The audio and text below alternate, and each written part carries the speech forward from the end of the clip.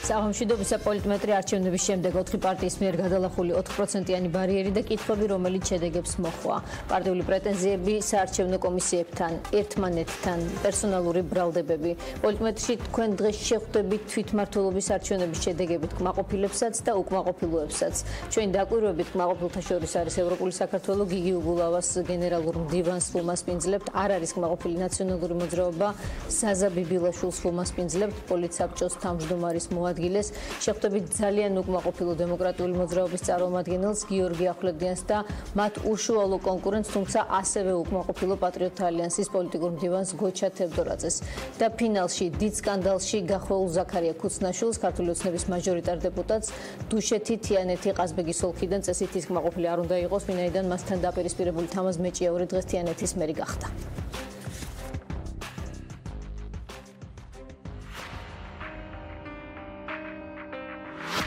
არჩევნები და პარტიული პოზიციები, რომელიც შენარჩუნდა. ხელისუფლება და ოპოზიცია ადგილებზე რჩებიან. ქართული ოცნების გუნდს მინდა მიულოცო ძალიან მნიშვნელოვანი გამარჯვება.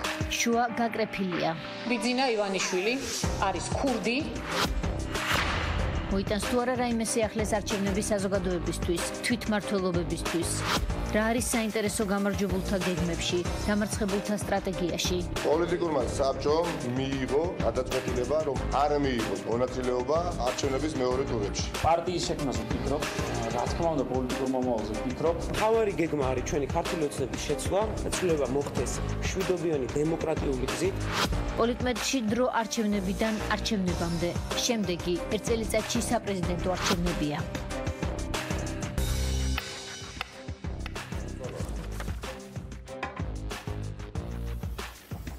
ჩვენი პირველი სტუმარი გიგი უგულავა, ევროპული საქართველოს გენერალური მდივანი. გამარჯობა ბატონო გიგი, მადლობა გადაცემაში სტუმრობისთვის. 10.4%, ხომ? მე ასეთი შთაბეჭდილება დამრჩა, რომ უკმაყოფილი ხართ. უკმაყოფილო არ ხართ ყოველ შემთხვევაში, იქიდან გამომდინარე, რომ ახალ შექმნილი პოლიტიკური პარტია ხართ. ამასთან მოყვა ბრალდებები, თქვენს არც თუ ისე მწვავედ გამოთქმულ პროტესტს, მიუხედავად იმისა, რომ ფიქრობდით, რომ იყო დარღვევები არჩევნების პროცესშიც. მოკლედ, ამაზე ცოტა მერე, მაგრამ მოდით პირველ რიგში შეფასების თვალსაზრისით უკვე გავიდა რაღაც პერიოდი, 10% კარგია თუ ცუდი.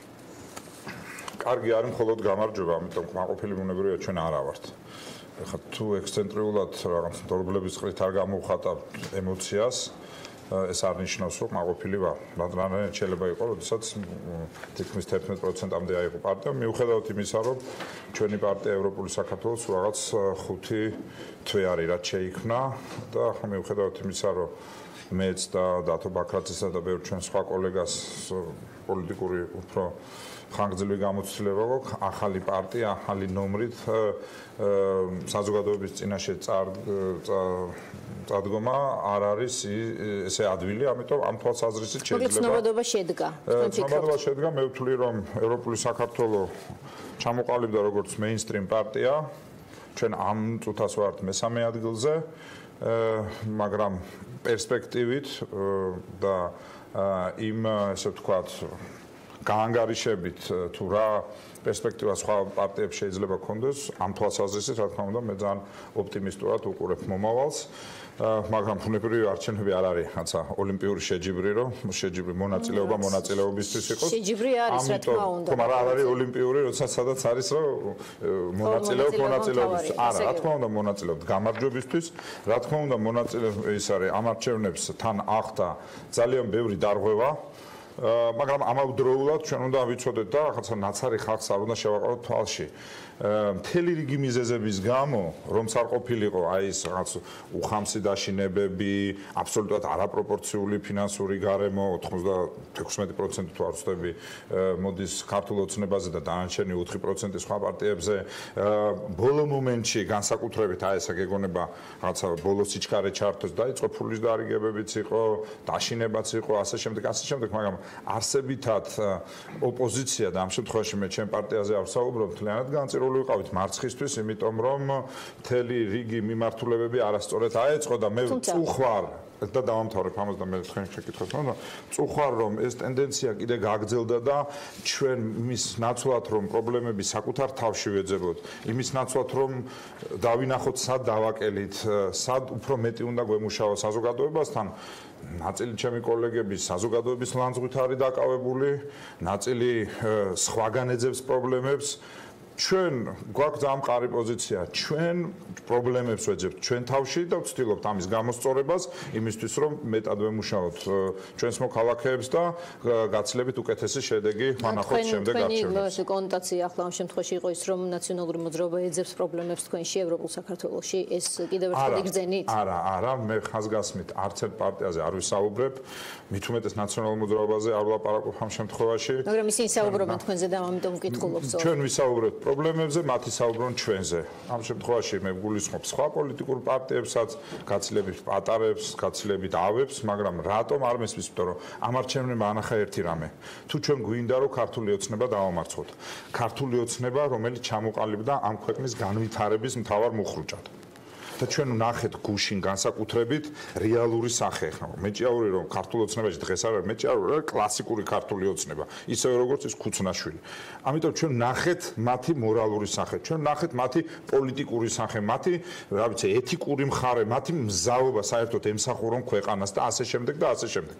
მაგრამ თუ ჩვენ გვინდა დავამარცხოთ ქართული ოცნება, მაშინ უნდა შევწყვიტოთ ერთმანეთთან კინკლაობა, უნდა შევწყვიტოთ ერთმანეთთან დავა, უნდა რაღაც საერთო პლატფორმა გამოვძებნოთ. რა თქმა უნდა, ეხლა იმიტომ ვართ სხვადასხვა პარტიები, რომ სხვადასხვა ხედვა გვაქვს, მათ შორის ქვეყნის ფუნდამენტურ განვითარების შესახებ, მაგრამ გიგი, ნახეთ რა შემოგვარებს კითხვა თქვენ თქვით, რომ კი, იცით რას ამბობს თქვენზე ნაციონალური მოძრაობა, ხა ამას აღარ გავიმეორებ, მე აქ საუბარია იმაზე, რომ გარიგებაზეა საუბარი თქვენსა და ივანიშვილის შორის, ახალი არ არის ეს, თუმცა ისინი ფიქრობენ და არა მხოლოდ ისინი, პარტიები ახსენეთ, ასევე ამბობს თქვა პატრიოტთა ალიანსი პირდაპირ, რომ თქვა ბურჯეტი გადადგეს ბლოკერია, ეს არის დღევანდელი ყველაზე სასაცილო გზა. დიახ, რომ თქვენ რაღაც კვირიკაშვილის ყვებავთ, ასე თქვა, თავისი მხარდაჭერით და ამ შემთხვევაში ის არ ამბობს, რომ ივანიშვილია, მაგრამ მოკლედ ეს დიდი კონტექსტია, სადაც თქვენ როგორც ერთ-ერთი ახალი, ასე თქვა, მხარდამჭერი, ოღონდ ფარული მხარდამჭერი ოცნების და ხო, და ივანიშვილი ასე მოიაზრებით. ამას ჭირდება თუ არა, ჩემ გახوار გაგიგეთ ახლა ეს ამბავი, ხო ეს. არა, პირველად თქვენგან გავიგე, იმიტომ რომ მე მაგ ბოდვებს ადიდად არ ვადევნებ თავს. ხო, მაგრამ აი ამ იმანაც თქვენ რომ ამბობთ, რომ ჩვენ სხვებივით ხომ არ მოვიქცევით, რომ ამას მიუყვებით მშვიდად, ეს კიდევ ერთხელ იწვევს ეჭვს მათში და მათ მხარდამჭერებში, რომ შემთხვევით მართლა ბრჭყალებს ჩავსოთ შეკრულები ხომ არ არიან და ამიტომ არ აკრიტიკებენ ასე აქტიურად რადიკალურად. აი ეს შეგიძლიათ განგვიმარტოთ რა მდგომარეობაში ხართ ახლა, რატომ არ აკეთებთ, რატომ არ იქცევით ისე, როგორც თქვენ იცით.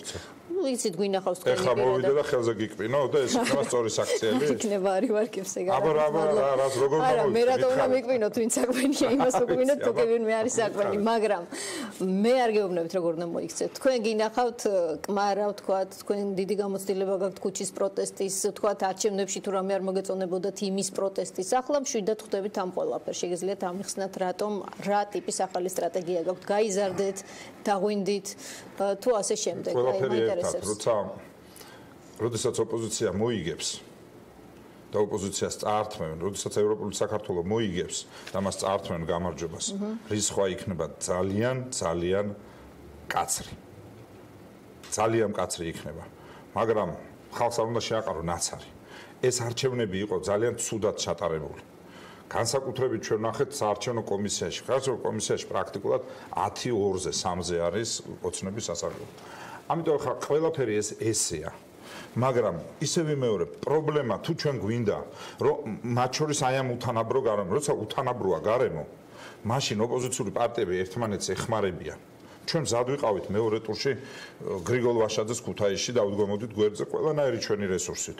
ჩვენ მზად ვიყავით თუ ზალიკო იქნებოდა, ალიკო იქნებოდა, თბილისშიც დავხმარებოდით მეორე ტურში. ჩვენ მზად ვართ დავეხმაროთ მარტვილში ბატონ დანელიას, რომელსაც მე ვიცნობ წინა ცხოვრებიდან და პატივისცემ. აქედან გამომდინარე, ჩვენ ეს ყველაფერი ამ კუთხით უნდა შევხედოთ. რა თქმა უნდა, ფორმალურად მეორე ტურისში ვინც არის გადასული, ის წყვეტს, მიიღებს თუ არა მონაწილეობას, მაგრამ პოლიტიკურად მეორე ტური ეკუთვნის ყველა ოპოზიციას, იმიტომ რომ იქ სადაც სისტემაში 50%-იანი ბარიერია, ყველა ოპოზიცია გამოდის იმიტომ, რომ თავთავისი ამომრჩეველი წილი წამოიყვანოს და მაქსიმალურად შეეცადოს სამთავრობო, რომელიც სადღაც 50%-ს უახლოვდება, 50-ს ქვევით დატოვოს და ამის შემდეგ ყველა ერთად დაუდგეთ იმას, ვინც გავა მეორე ტურში. ამიტომ პოლიტიკურად მეორე ტურებზე უარი ითქვა.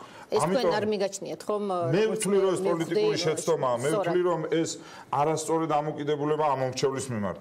ჩვენ არ ქონია მეორე ტური, თორემ ჩვენ აუცილებლად მივიღებდით მონაწილეობას, მოუწოდებდით, თხოვდით ჩვენს კოლეგა ოპოზიციონერებს, ასევე ისევე მეორე მზად ვართ, ხა იგივე თქვა დამოუკიდებელ კანდიდატებს ჩვენ დაუჭერთ მხარს ხაშურში და თუ არ ვწდები, სპეციფიური შემთხვევა იგივე ოზურგეთში იქ რეალურად ორი ქართული ოცნების კანდიდატია და ნუ ხა პატრიოტ ალიანსთან პარტიულად ჩვენ ვერასდროს ერთად ვერ დაუჭერ მხარს, იმიტომ რომ ეხლა ეს ჩემთვის არის ჩვეულებრივი პირდაპირ რუსული პროექტი, ისევე როგორც ნინო ბურჯანაძის პარტია, ამიტომ ამ ორ იმას მიუხედავად იმისა, რომ თვითონ ის კანდიდატი რეალურად ოცნების თავმჯდომარე იყო, ბორჯომზე მაქვს საუბარი, პარტიული, ესე ვთქვათ, ფუნდამენტური ღირებულებითი, საგარეო პოლიტიკური და ვიტალური ღირებულებითი საკითხებში განსხვავება მის წარმდგენ პარტიასთან არ გვაძლევს შესაძლებლობას მას ხარჯს დაუდგეთ. თორე პერსონალურად ხა ეს ადამიანი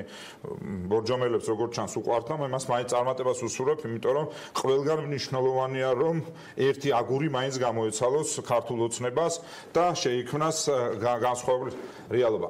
ეს ჩვენ ასე უყურებთ ამას. ხა ექსპრესიულად გამოვხატავ, ხელების ქნევით გამოვხატავ, წელსქვევით ჩქმეტით გამოვხატავ, თუ რითი გამოვხატავ, ეს ახლა ინდივიდუალური გემოვნების საკითხია და რომ ამომრჩეველს ეს პოზიციონირება ამ ტიპის სტილისტიკაც ესმის. მე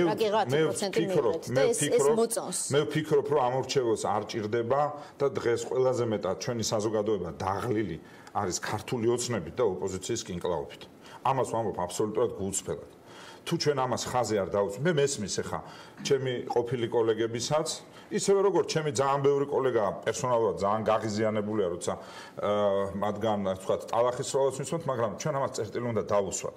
ეს იყო მძიმე ერთი წელიწადი ჩვენ შორის გაყოფის, მიუხედავად იმისა, რომ ფორმალურად წლის დასაწყისში გავიყავით, ახლა დასრულდა რეალურად, ფსიქოლოგიურადაც დასრულდა ეს გაყოფა, ამიტომ წერტილი ამას უნდა დავუსვათ. მე ძალიან წუხარ რომ ბევრ ჩემ კოლეგას არ ესმის ეს ხა მე ასევე მესმის პატარა პარტიები ან დიდი ხნის პარტიები რომლებიც მაინც პატარები არიან მათი გაღიზიანება იმიტომ რომ აქ ჩვენ რეალურად ხა სულხასაბას ზიტყვის კონდან შურის ბოროტი გზომა სხვისასიკეთესა ზედა ხო აი დაახლოებით ეგეთი სიტუაცია ხა არ არის 10 და 11% ის გამარჯვება და მე ამას არ მივიჩნევ გამარჯვებად, რომ ხარ რაღაცა კონსპირაციული თეორიების შევთხსად. ჩვენი პარტია არის ახალი პარტია, მაგრამ ჩვენ პარტიას ყავს ლიდერები, რომელსაც ესმის პოლიტიკა რა არის, აქვს საზოგადოებასთან აქტიური კომუნიკაცია, ამასთანავე აქვს ძალიან დიდი საერთაშორისო მხარდაჭერა. მე შემიძლია შეგახსენოთ, რომ რეკორდულად მცირე დროში, დაახლოებით 3-4 თვიან დიაპაზონში ევროპული საქართველო გახდა IPP-ის, ანუ ევროპის ხალხთა პარტიის უფასოვანი წევრი. დიახ, იმ პარტიის იმ ჯგუფის რომელსაც არის თქვათ ნაციონალური მოძრაობა. კი, რა თქმა უნდა, ჩვენ ორივენი ვართ იქ წარმოდგენილები და სხვათა შორის ჩვენი კოლეგები მუდმივად გვეუბნებიან, რომ ითანამშრომლეთ. ჩვენ მზად ვართ თანამშრომლობისთვის და თანამშრომლობის საუკეთესო ფორმა და მეთანხმებთ ალბათ იქნებოდა ის, რომ მეორე ტურში ქუთაისი იქნებოდა თუ მარტვილი იქნებოდა. ბატონო, თქვენ როგორ ფიქრობთ ამაზე? არ ვიცი, ეხლა მე რაიმე დასმის გამოტანის შესაძლებლობას იძლევა სურათი? არ ვიცი, მე ხა მაგას ეს ხო დიდი ხნის დავა და თავის დროზე 1 წლის წინ ამის გამო გაიყო პრაქტიკულად პარტია, რომ პარლამენტში შესვლა, არ შესვლის საკითხებს აღარ მინდა. კარგით. მაშინ ვისაუბროთ თქვენზე. ჩემი წარსული, მე მათ უცურებ წარმატებას, არ მომწონს როგორც მოიქცნენ, ვთვლი რომ მეორე ტურში უნდა მიიღოთ მონაწილეობა, ჩვენ მათ გვერდზე დაუდგებოდით. იმიტომ კი არა რომ მაინდა-მაინც სიტყვაზე დანელიან ვაშაძე აყვავდა ქუთაისს ან მარტოს. არა, იყო შანსი. ეს შანსი უნდა გამოვიყენოთ. ბოლო-ბოლო ამორჩეულს უნდა ვცეთ პატივი. იმიტომ რომ ამორჩეულმა გადაწყვიტა ესე, რომ არის მეორე ტური. უნდა მივყვეთ ამას. და თუ ამორჩეულმა ეს არ გადაწყვიტა და პირველი ტურიც არ ვარგო და მაშინ ლოგიკურად შეკითხვა, მაშინ რატო შედიხარ საკრებულოში, ან რატო შედიხარ იქ? აი ესეც არასწორია. რა თქმა უნდა, უნდა შევიდნენ საკრებულოში ეს ხალხი, რომ საკრებულოში არ იყოს ოცნება თავის თავთან მარტო. ჩვენ შევდივართ ის ლეიბორისტი შედის, სადღაც პატრიოტ ალიანსი შედის, სადღაც ესე ვთქვათ ნაციონალურ მოძრაობაში შედის. უნდა შევიდეთ, აბა ხა ამ ხალხს უნდა ხა ვერ ხედავთ რა ხდება თიანეთში. აი ორი კლასიკური კოცი დაეჯახა ერთმანეთს, სამწუხაროდ თიანეთში ჩვენ ძალიან ფორმალურად ვიყავით წარმოდგენილი და როგორც ვატყობ, სხვა ოპოზიციაც არ იყო წარმოდგენილი და გადახრავენ. ეხა ეს ორი ადამიანი ერთმანეთს ჭამაში ეჯიბრებოდა, გუშინ ნახეთ ღიად საოცრება იყო, რაც ვიხილეთ, ხო? და ესე იქნება ეხა დანარჩენ სხვა რაიონებში, სადაც ოცნება იქნება თავის თავთან მარტო დარჩენილი. ამბის გამომტანი არ იქნება, ეხა რაიონებში ვიცით, რომ ჟურნალისტები ცოტა არასამთავრობო ორგანიზაციები სუსტია, შესაძლოა ამბის გამომტანი არ იქნება. ისე შეახრამუნებენ ბიუჯეტს, ისე გააკეთებენ უკეთურებას, ისე ჩაიდებენ ამას ყველაფერს ჯიბეში და ისე რაღაცა ნეპოტიზმის აბლაბუდებს შექმნიან, რომ ამბის მომტანისა კი აღარ გვეყოლება. რა თქმა უნდა შევიდეს საკრებულოში და უნდა გააგრძელოს ბრძოლა. ეს არის პოლიტიკური ინსტრუმენტები, სხვა ინსტრუმენტები ჩვენ არ გაგვაჩნია და ამ ინსტრუმენტებით უნდა მოვერიოთ და ამ ინსტრუმენტებით მოვერევით მაშინ, როდესაც გვექნება координация. არ არის აუცილებელი ერთმანეთი გვიყვარდეს.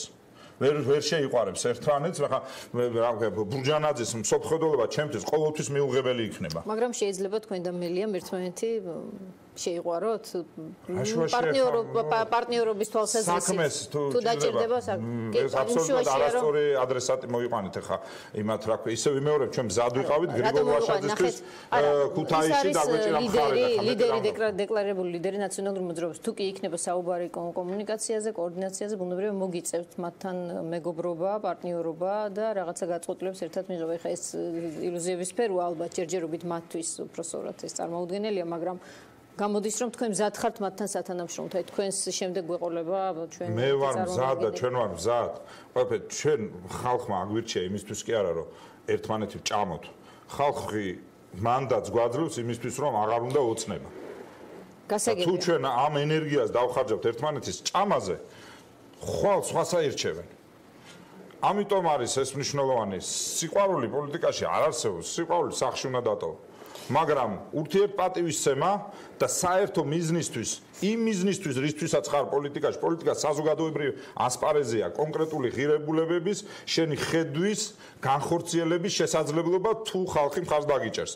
ეს არის მთავარი და ყველაფერი მეორე ხარისხოვანია, აი იმაზე რომ ვილაპარაკოთ, ვინ რა მაწყენინა და ვინ რა ჩემზე თქვა და ასე შემდეგ, მამამითი შორს ვერ გავფრინდეთ. მაშინ ვიქნებით აი ესეთი ამაყი, მაგრამ ესე ვთქვათ, მარტოსული ამაყი იჯდები შენთვის და ვერასდროს ვერაფერს ვერ გავაკეთებ. თქვენ გაქვთ თუ არა ახლა ასეთი გამოწვევა გადასაჭრელი, რომ საზოგადოებაში გაფანტოთ ის ეჭვი, რაც ვთქვათ, უკვე გეწოდათ თქვენ სატელიტი პარტია ოცნების, თქვათ, ერთი ვერსიით ბოკერია, უგულავა, კვირიკაშვილის პროექტი, ჩვენ ამაზე უკვე ვთქვით, ივანიშვილის ხელდასმული პროექტი, კეზერაშვილის, ვთქვათ, ფინანსურად კეზერაშვილი ხელისუფლების დევნილია, ჯერჯერობით მე მგონი ესეა. თუმცა აქ საუბარია იმაზე, რომ კეზერაშვილი და ივანიშვილი წყალებში დაალაგდნენ ერთმანეთში და შესაბამისად ის მოკლედ, აი, არის თუ არა ეს სამუშაო თქვენი მხრიდან და თქვენ ამას მიაქცევთ თუ არა ყურადღებას როგორ ფიქრობთ? არა. პირდაპირ გეუბნებთ, არა. ბოდვებს შურს ბოღმას ჩვენ არ ავყვებთ. წერტილი. კარგით, ახლა მითხარით კალაძის კონტროლს როგორ აპირებთ საკრებულოდან? თუ არის ამისი, ვთქვათ, რეალური რესურსი თუ გექნებათ ხელში, როგორ ფიქრობთ? საკრებულო არ არის ერთადერთი შესაძლებლობა კალაძის კონტროლის. კალაძე ნარმანიასთან შედარებით ეფექტური მერი იქნება, მაგრამ კორუფციის რისკები გაათმაგებული და გაასკეცებულია. რა გაძლევთ ამის თქმის საფუძველს? კალაძის მენტალობა და კალაძის საქმიანობა და კალაძის საქმისადმი დამოკიდებულება. კალაძე ერთ ფეხს ერთ ხელს იმას ხელს არ გაანძრევს, თუ იქ არ იქნება რაიმე ინტერესი. და ეს ბევრი რამე ზედაპირზე დევს, ბევრი რამის არჩევნების წინ არ გამოვიდა, მაგრამ ამ ერთი წლის განმავლობაში თქვენ თავად იხილავთ, რომ ძალიან ბევრი მტკივნეული საკითხი იქნება დაკავშირებული მასთან. მე დარწმუნებული ვარ, აქამდეც ესე იყო და სამწუხაროდ მერია ამ შემთხვევაში გახდება ეს კორუფციული პირამიდა. და ამას რაღაც მომენტში თვითონ ხელისუფლებაც ესე ვთქვათ ვეღარ დახუჭავს თვალს. ეს ჩემი პროგნოზია, მომნავალი 1 წელიწადზე ამას გვიჩვენებს. თქვენ ფიქრობთ, რომ ოცნებაში ამ პროგნოზის ლოგიკას თუ მივყვებით, გაჩნდება ჯგუფები და უკვე ღია იქნება ეს ვთქვათ განსხვავება ამ ჯგუფებს შორის. მე საერთოდ არ მაინტერესებს ოცნება ჩვეულებრივი მოქალაქეთა კავშირია, რომელიც დაიშლება ზუსტად ისე როგორც ამიცანა რომ ისინი დაამარცხებდა და შესაბამისად გაინტერესებთ. ამიტომ ოცნება არის კლასიკური მოქალაქეთა კავშირი და მიდის მოქალაქეთა კავშირის გზით. კალაძე როგორც გითხარით, იქნება უფრო ეფექტური ვიდრე ნარმანი, იმიტომ რომ ნარმანი უბრალოდ გადაწყვეტილებას ვერ იღებდა. ეს გადაწყვეტილებას მაინც მიიღებს. ისე ვიმეორებ, ახლა მე თბილისელებს არჩევანს პატივს ვცემ, ну იქ თითქოს სათუ 49 იყო თუ 51 იყო. ეს ვთქვათ, ეს ჭრდილი მას კალაძეს როგორც მერს გაყვება. მაგრამ ამ შემთხვევაში ამაში არ შევიდა არსებითად ის პირველ ადგილზე იყო ეს ყველამ ვიცით. წარმატებას ვუსურვებდი თბილისელებს მისი ადმინისტრაციის პირობებში უბრალოდ არ მჯერა ამისი, თუმცა რაც კარგი იქნება, ბუნებრივია მე არასდროს არ ყოფილა დაუნახავ, იმიტომ რომ მე თვითონ ვიყავი ყველაზე დიდი ხანი ამ თანამდებობაზე და ამიტომ თუ რამე კარგი გაკეთდება, მხოლოდ გამიხარდება. გულწრფელად ვამბობ აბსოლუტურად და ჯიბრში ჩადგომას მე არ ვაპირებ და თან ისიც ვიცი რა სირთულეებთანაა დაკავშირებული ეს თანამდებობა. საქართველოში ამ წუთას დარჩენილ თანამდებობებს შორის ყველაზე რთული პრემიერ-მინისტრზე უფრო რთული თანამდებობა არის თბილისის მერი, მით უმეტეს როცა პირდაპირ არჩეული ბოლო თანამდებობა რჩება ქვეყანაში. ამიტომ ეს სირთულეები ობიექტური სირთულეები არის და მე არ ვაპირებ ხა ესე ვთქვათ იმაში ყველაფერი ესე მივარეთ, მაგრამ ამ ადამიანის არ მჯერა მისი სოფხედველობის, არ მჯერა მისი პატიოსნების და არ მჯერა მისი გულწრფელობის. და მეც ადრე არ მჯერა მისი კომპეტენციის მთელ რიგ საკითხებზე უყურე და მისი ხედვა არის ძალიან მოძველებული, იმიტომ რომ ყველა დროს თავის გამოწვევა აქვს. 10 წლის წინ შეიძლება მთელი რიგი სოციალური საკითხები არის ისეთი, რომელიც კალაძემ უბრალოდ აიღო და პირდაპირ copy paste-ით გადმოიტანა იმას, რაც მე ვერ მოვასწარი, გამეკეთებინა იგივე ახლა ვებხი დამოკვესთან ხიდი, პირდაპირ copy paste-ით იყო გადმოტანილი. ძალიან სამწუხარო რომ ხმა არ მოუღია, კარგი იქნებოდა რომ დაეძრა რკინიგზის გადატანის თემა. იმიტომ რომ ხა შიგნით პოლიტიკურ ჯგუფში მკოცნებაში მას აქვს წონა და მან რომ ეს საკითხი დააძრას შეძლებდა, იმიტომ რომ თუ ჩვენ გვინდა რეალურად ხა თანაჩენი ზღაპრები აქ ოქროს კოშკებს რო აშენებდნენ, ვერ გადავიტან ჩვენ სამშენებლო დაწოლას ვაკიდან, ვერიდან და საბურთალოდან, თუ მარცხენა სანაპიროზე აი ამ ხელა დაცარიელებული ტერიტორიები ოპტიმალურად არ გამოვიყენეთ. ვერ გადავიტანთ უბრალოდ აბსურდია და ხალხის მოტყუება. შესაბამისად ის პრობლემები, რომლებიც გვაწუხებს იქ ბეტონის ჯუნგლები იქნება ვიხჩობით და ასე შემდეგ არ მოგვარდება ეს მანამ სანამ ეს პრობლემა არ მოგვარდება. ამიტომ თავარი პრობლემა ეს არის ხა მე არის მთელი რიგი საკითხები რომელიც გადაწყვეტას მოითხოვს და შესაბამისად ისევ მეორებ თუ საკითხი თუ ეს კაცი საკითხებს გადაწყვეტს და თუ დავინახე რომ მისი ხედვა რაღაც საკითხში სწორია და გულწრფელად უნდა ამის გაკეთება, ბუნებრივია, იმიტომ რომ ეხლა საბოლოო ჯამში მეც ვიყავი მერი და აღარა ვარ მერი და ეს კალაძეც 3 დღემშიოთ არ მიდის იქ და საკითხები არის გადასაწყვეტი, დღევანდელი პირობები და დღევანდელი სიტუაცია ქალაქში სხვა რაღაც მიდგომებს მოითხოვს, სამწუხაროდ მას ძველი მიდგომები აქვს და 10 წლის წინანდელი რაც ველიდური იყო, ეხლა მოძველებულია და გადაწყვეტა სხვანაირად, ეხლა ბევრი ესტაკადის მშენებლობა არ გამოიწვია არ ავტომატურად არ ნიშნავს საცობების პრობლემის მოგვარებას, საცობები თუ იქნება, ისევ იქნება ეკოლოგიის პრობლემა, ახლა ჩვენთან ინდუსტრიული სმოგი, რასაც უძახიან, ანუ გამონაბოლქვი არ არის, იმიტომ რომ ქარხნები არ აქვს, მაგრამ ძირითადად არის ეს ვთქვათ მოძველებული იქნება თუ ზოგადად მანქანების და საცობებისგან გამომდინარე ეკოლოგიური პრობლემები. რაც გაცილებით ნაკლებია, ვიდრე ინდუსტრიული არის, მაგრამ ყოველ შემთხვევაში ამას მართვა ჭირდება. ხა ეს 10 წლის წინ არ იდგა ესე მკაფიოდ, იმიტომ რომ მანქანების რაოდენობა ცოტა იყო. ამიტომ იქაც სხვა მიდგომაა საჭირო, იმიტომ რომ ჩვეულებრივად ეხლა ავტობანების მშენებლობა შეიძლება რაც უნდა პარადოქსი იყოს, პირიქით შეიძლება საკითხი, პირიქით უფრო მეტი, ესე ვთქვათ, საცობი მივიღოთ. ამიტომ ბევრი რაღაცა არის. ამ თვალსაზრისით ახლა მე იმასაც დაველოდები, რა გუნდი ეყოლება, ბუნებრივია, ჯერჯერობით რასაც უყურებ საკმაოდ ნაცრისფერია და არც ერთი იმედის მომცემი არ არის. თვითონ კალაძეს ბევრი საკითხი უბრალოდ არ ესმის და არ შეიძლება ესმოდეს. და ნახოთ აბა რა იქნება, მე იმედის თვალით უყურებ თქო ვერა, იმიტომ რომ არ მჯერა ამ ადამიანის, მაგრამ ეხლა მე ვცემ პატივს ისე ვიმეორებ თბილისელების გადაწყვეტილებას, აბურთი და მოედანი ჩვენ ვიქნებით პოზიტიურად ჩასაფრებული იმისათვის, რომ ოპტიმალური მცირე ბიუჯეტის დანახარჯით მივიღოთ თბილისელებისთვის ოპტიმალური შედეგი. კარგი, აი თქვენ შემდეგ ეთერში შემოვა ნაციონალური მოძრაობა, პატრიოტთა ალიანსი, თქვათ ბურჯანაძის პარტია, გასაგებია თქვენი დამოკიდებულება მათ მიმართ, მაგრამ მაინც მინდა გითხრათ ასევე ზაქარია ქუცნაშვილი რა თქვათ რა ტიპის ეს ბოლო ექსპოზიტორი პერსონაჟია პირველი უნდა გეკითხათ, რომ მე ყველას გვექნებოდა საუბარი. რამე სიტყვას მისი მადლი გადმოგვესწრებოდა. რა უნდა თქვა ხა ზაქარია ქუცნაშვილი რაც თვითონ გააკეთა ეთერში. იმის მერე რა უნდა თქვა ხა? რა უნდა თქვა ზაქარია ქუცნაშვილზე? კარგით, მადლობა გიგი უგულავას, ჩვენ ველოდებით ნაციონალური მოძრაობის წარმომადგენელს რეკლამის შემდეგ დავბრუნდებით და გავისაუბრებით მასწავლით. დიდი მადლობა, ნახვამდის.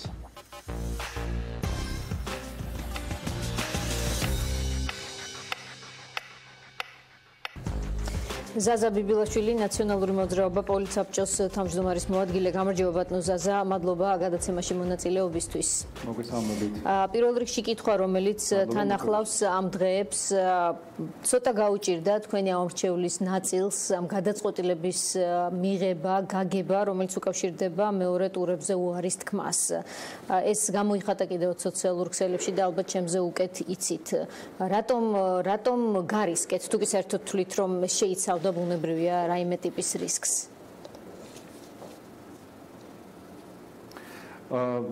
მოგესალმებით. მთლიანობაში ალბათ უნდა დავიწყოთ იმ საარჩევნო გარემო შეფასებით, რომელშიც ეს არჩევნები ჩატარდა და შემდგომ გადავიდეთ უკვე მეორე ტურის კონკრეტული შეფასებაზე. მთლიანობაში ეს არჩევნები, როგორ მოვედით არჩევნების დღემდე, პარტიები მოვიდნენ არათანასწორ და არაკონკურენტულ გარემოში. ამაზე ვსაუბრობდით არა მხოლოდ ჩვენ, არამედ ამაზე საუბრობდა პრაქტიკულად ყველა დამკვირვებელი, ამაზე საუბრობდნენ სხვა პოლიტიკური პარტიები და რაც თავარია, ეს აისახა ყველა წინასწარ დასკვნაში, რომელიც ჩვენს ხელთ არის. იმდენად არათანაბარი იყო გარემო, რომ რეალურად რამდენიმე ძალიან საპატივცემულო დასკვნაში, ესე იგი ორგანიზაციის და დამკვირვებლის მიერ დაწერილ დასკვნაში წერია, რომ პრაქტიკულად ბევრი ამომრჩევლისთვის წინასწარ იყო განზრახული და განსაზღვრული არჩევნების შედეგი, რაც ბუნებრივია ახდენს ძალიან დიდ გავლენას მის ქცევაზე არჩევნების დღეს. საუბარი არის ძალიან ბევრ ფაქტორზე. პირველი არის დაფინანსების ფაქტორი. ბოდიში ჩემი ხმა მესმის ეკოთ და აქედან გამომდინარე შეიძლება ცოტა ხარვეზები იყოს საუბრის. უკაცრავად ახლავე შევასწოროთ ამას. დიახ, ბრძანეთ. საუბარია პირველ რიგში და გასწორდა. პირველ რიგში დაფინანსების პრობლემაზე. ბუნებრივია ჩვენ ყველანი ვიცნობთ იმ პრობლემას, რომელზეც არის საუბარი. რეალურად ქართულ ოცნებას თუ არ ვცდებით 13 მილიონზე მეტი ქონდა დეკლარირებული, ხოლო არადეკლარირებული შავი ფულის სახით მან კიდევ რამდენიმე ათეული მილიონი ჩაყარა ქართულ პოლიტიკაში, რომელიც დაიხარჯა კოორდინატორების ყიდვაში, ეგრეთ წოდებული კოორდინატორების ყიდვაში, როდესაც მაგალითად 2000 კაციან სოფელში 300 კოორდინატორი ყავს, რეალურად ყველა ოჯახს ყიდულობ, იმდენ ოჯახს ყიდულობ, რაც საკმარისი არჩევნების მოსაღებად. კონკრეტულ მოსყიდვაში ისიც ვნახეთ ჩვენ ჟურნალისტური გამოძიების კადრები, როდესაც უბრალოდ პირდაპირ 15 ლარად ყიდულობდნენ ადამიანებს, მაგრამ ეს არ იყო ეს მინიმალური თანხა იყო, ზოგან მაგალითად ქუთაისში გაცილებით მაღალი იყო ის თანხა, რომელიც ჯდებოდა თვითოხმა და თვითოხმის მოყვანა. საუბარი არის იმაზე, როდესაც რეალურად არც ერთმა იურიდიულმა პირმა, ვერც ერთმა იურიდიულმა პირმა ვერ გაბედა, რომ განახორციელებინა შეწირულობა ოპოზიციური პარტიის მიმართ, თავარი ოპოზიციური პარტიის. თუმცა აი ბატონ ზაზა, უკაცრავად ჩაგეჭრებით, ეს ყველაფერი თქვენ არ გაგიგიათ მეორე ტურის წინ, ხომ? ეს ყველაფერი თქვენ იცოდით. აი ამ ლოგიკით თქვენ მოდივარ, ანუ ამ კითხვაზე აუცილებლად გიპასუხებ. ამ კითხვაზე აუცილებლად არა, რა თქმა უნდა, უნდა მიგვიღვეღო, ნებისმიერი დემოკრატიის ქვაკუთხედი არის არჩევნები, მიუხედავად იმისა, რომ გარემო შეიძლება იყოს ფუნდამენტურად არათანასწორი და არაკონკურენტული. ჩვენ რომ არ მიგვეღო, ბუნებრივია ამას ვერც დავანახებდით საზოგადოებას, მათ შორის დამკვირვებლებს.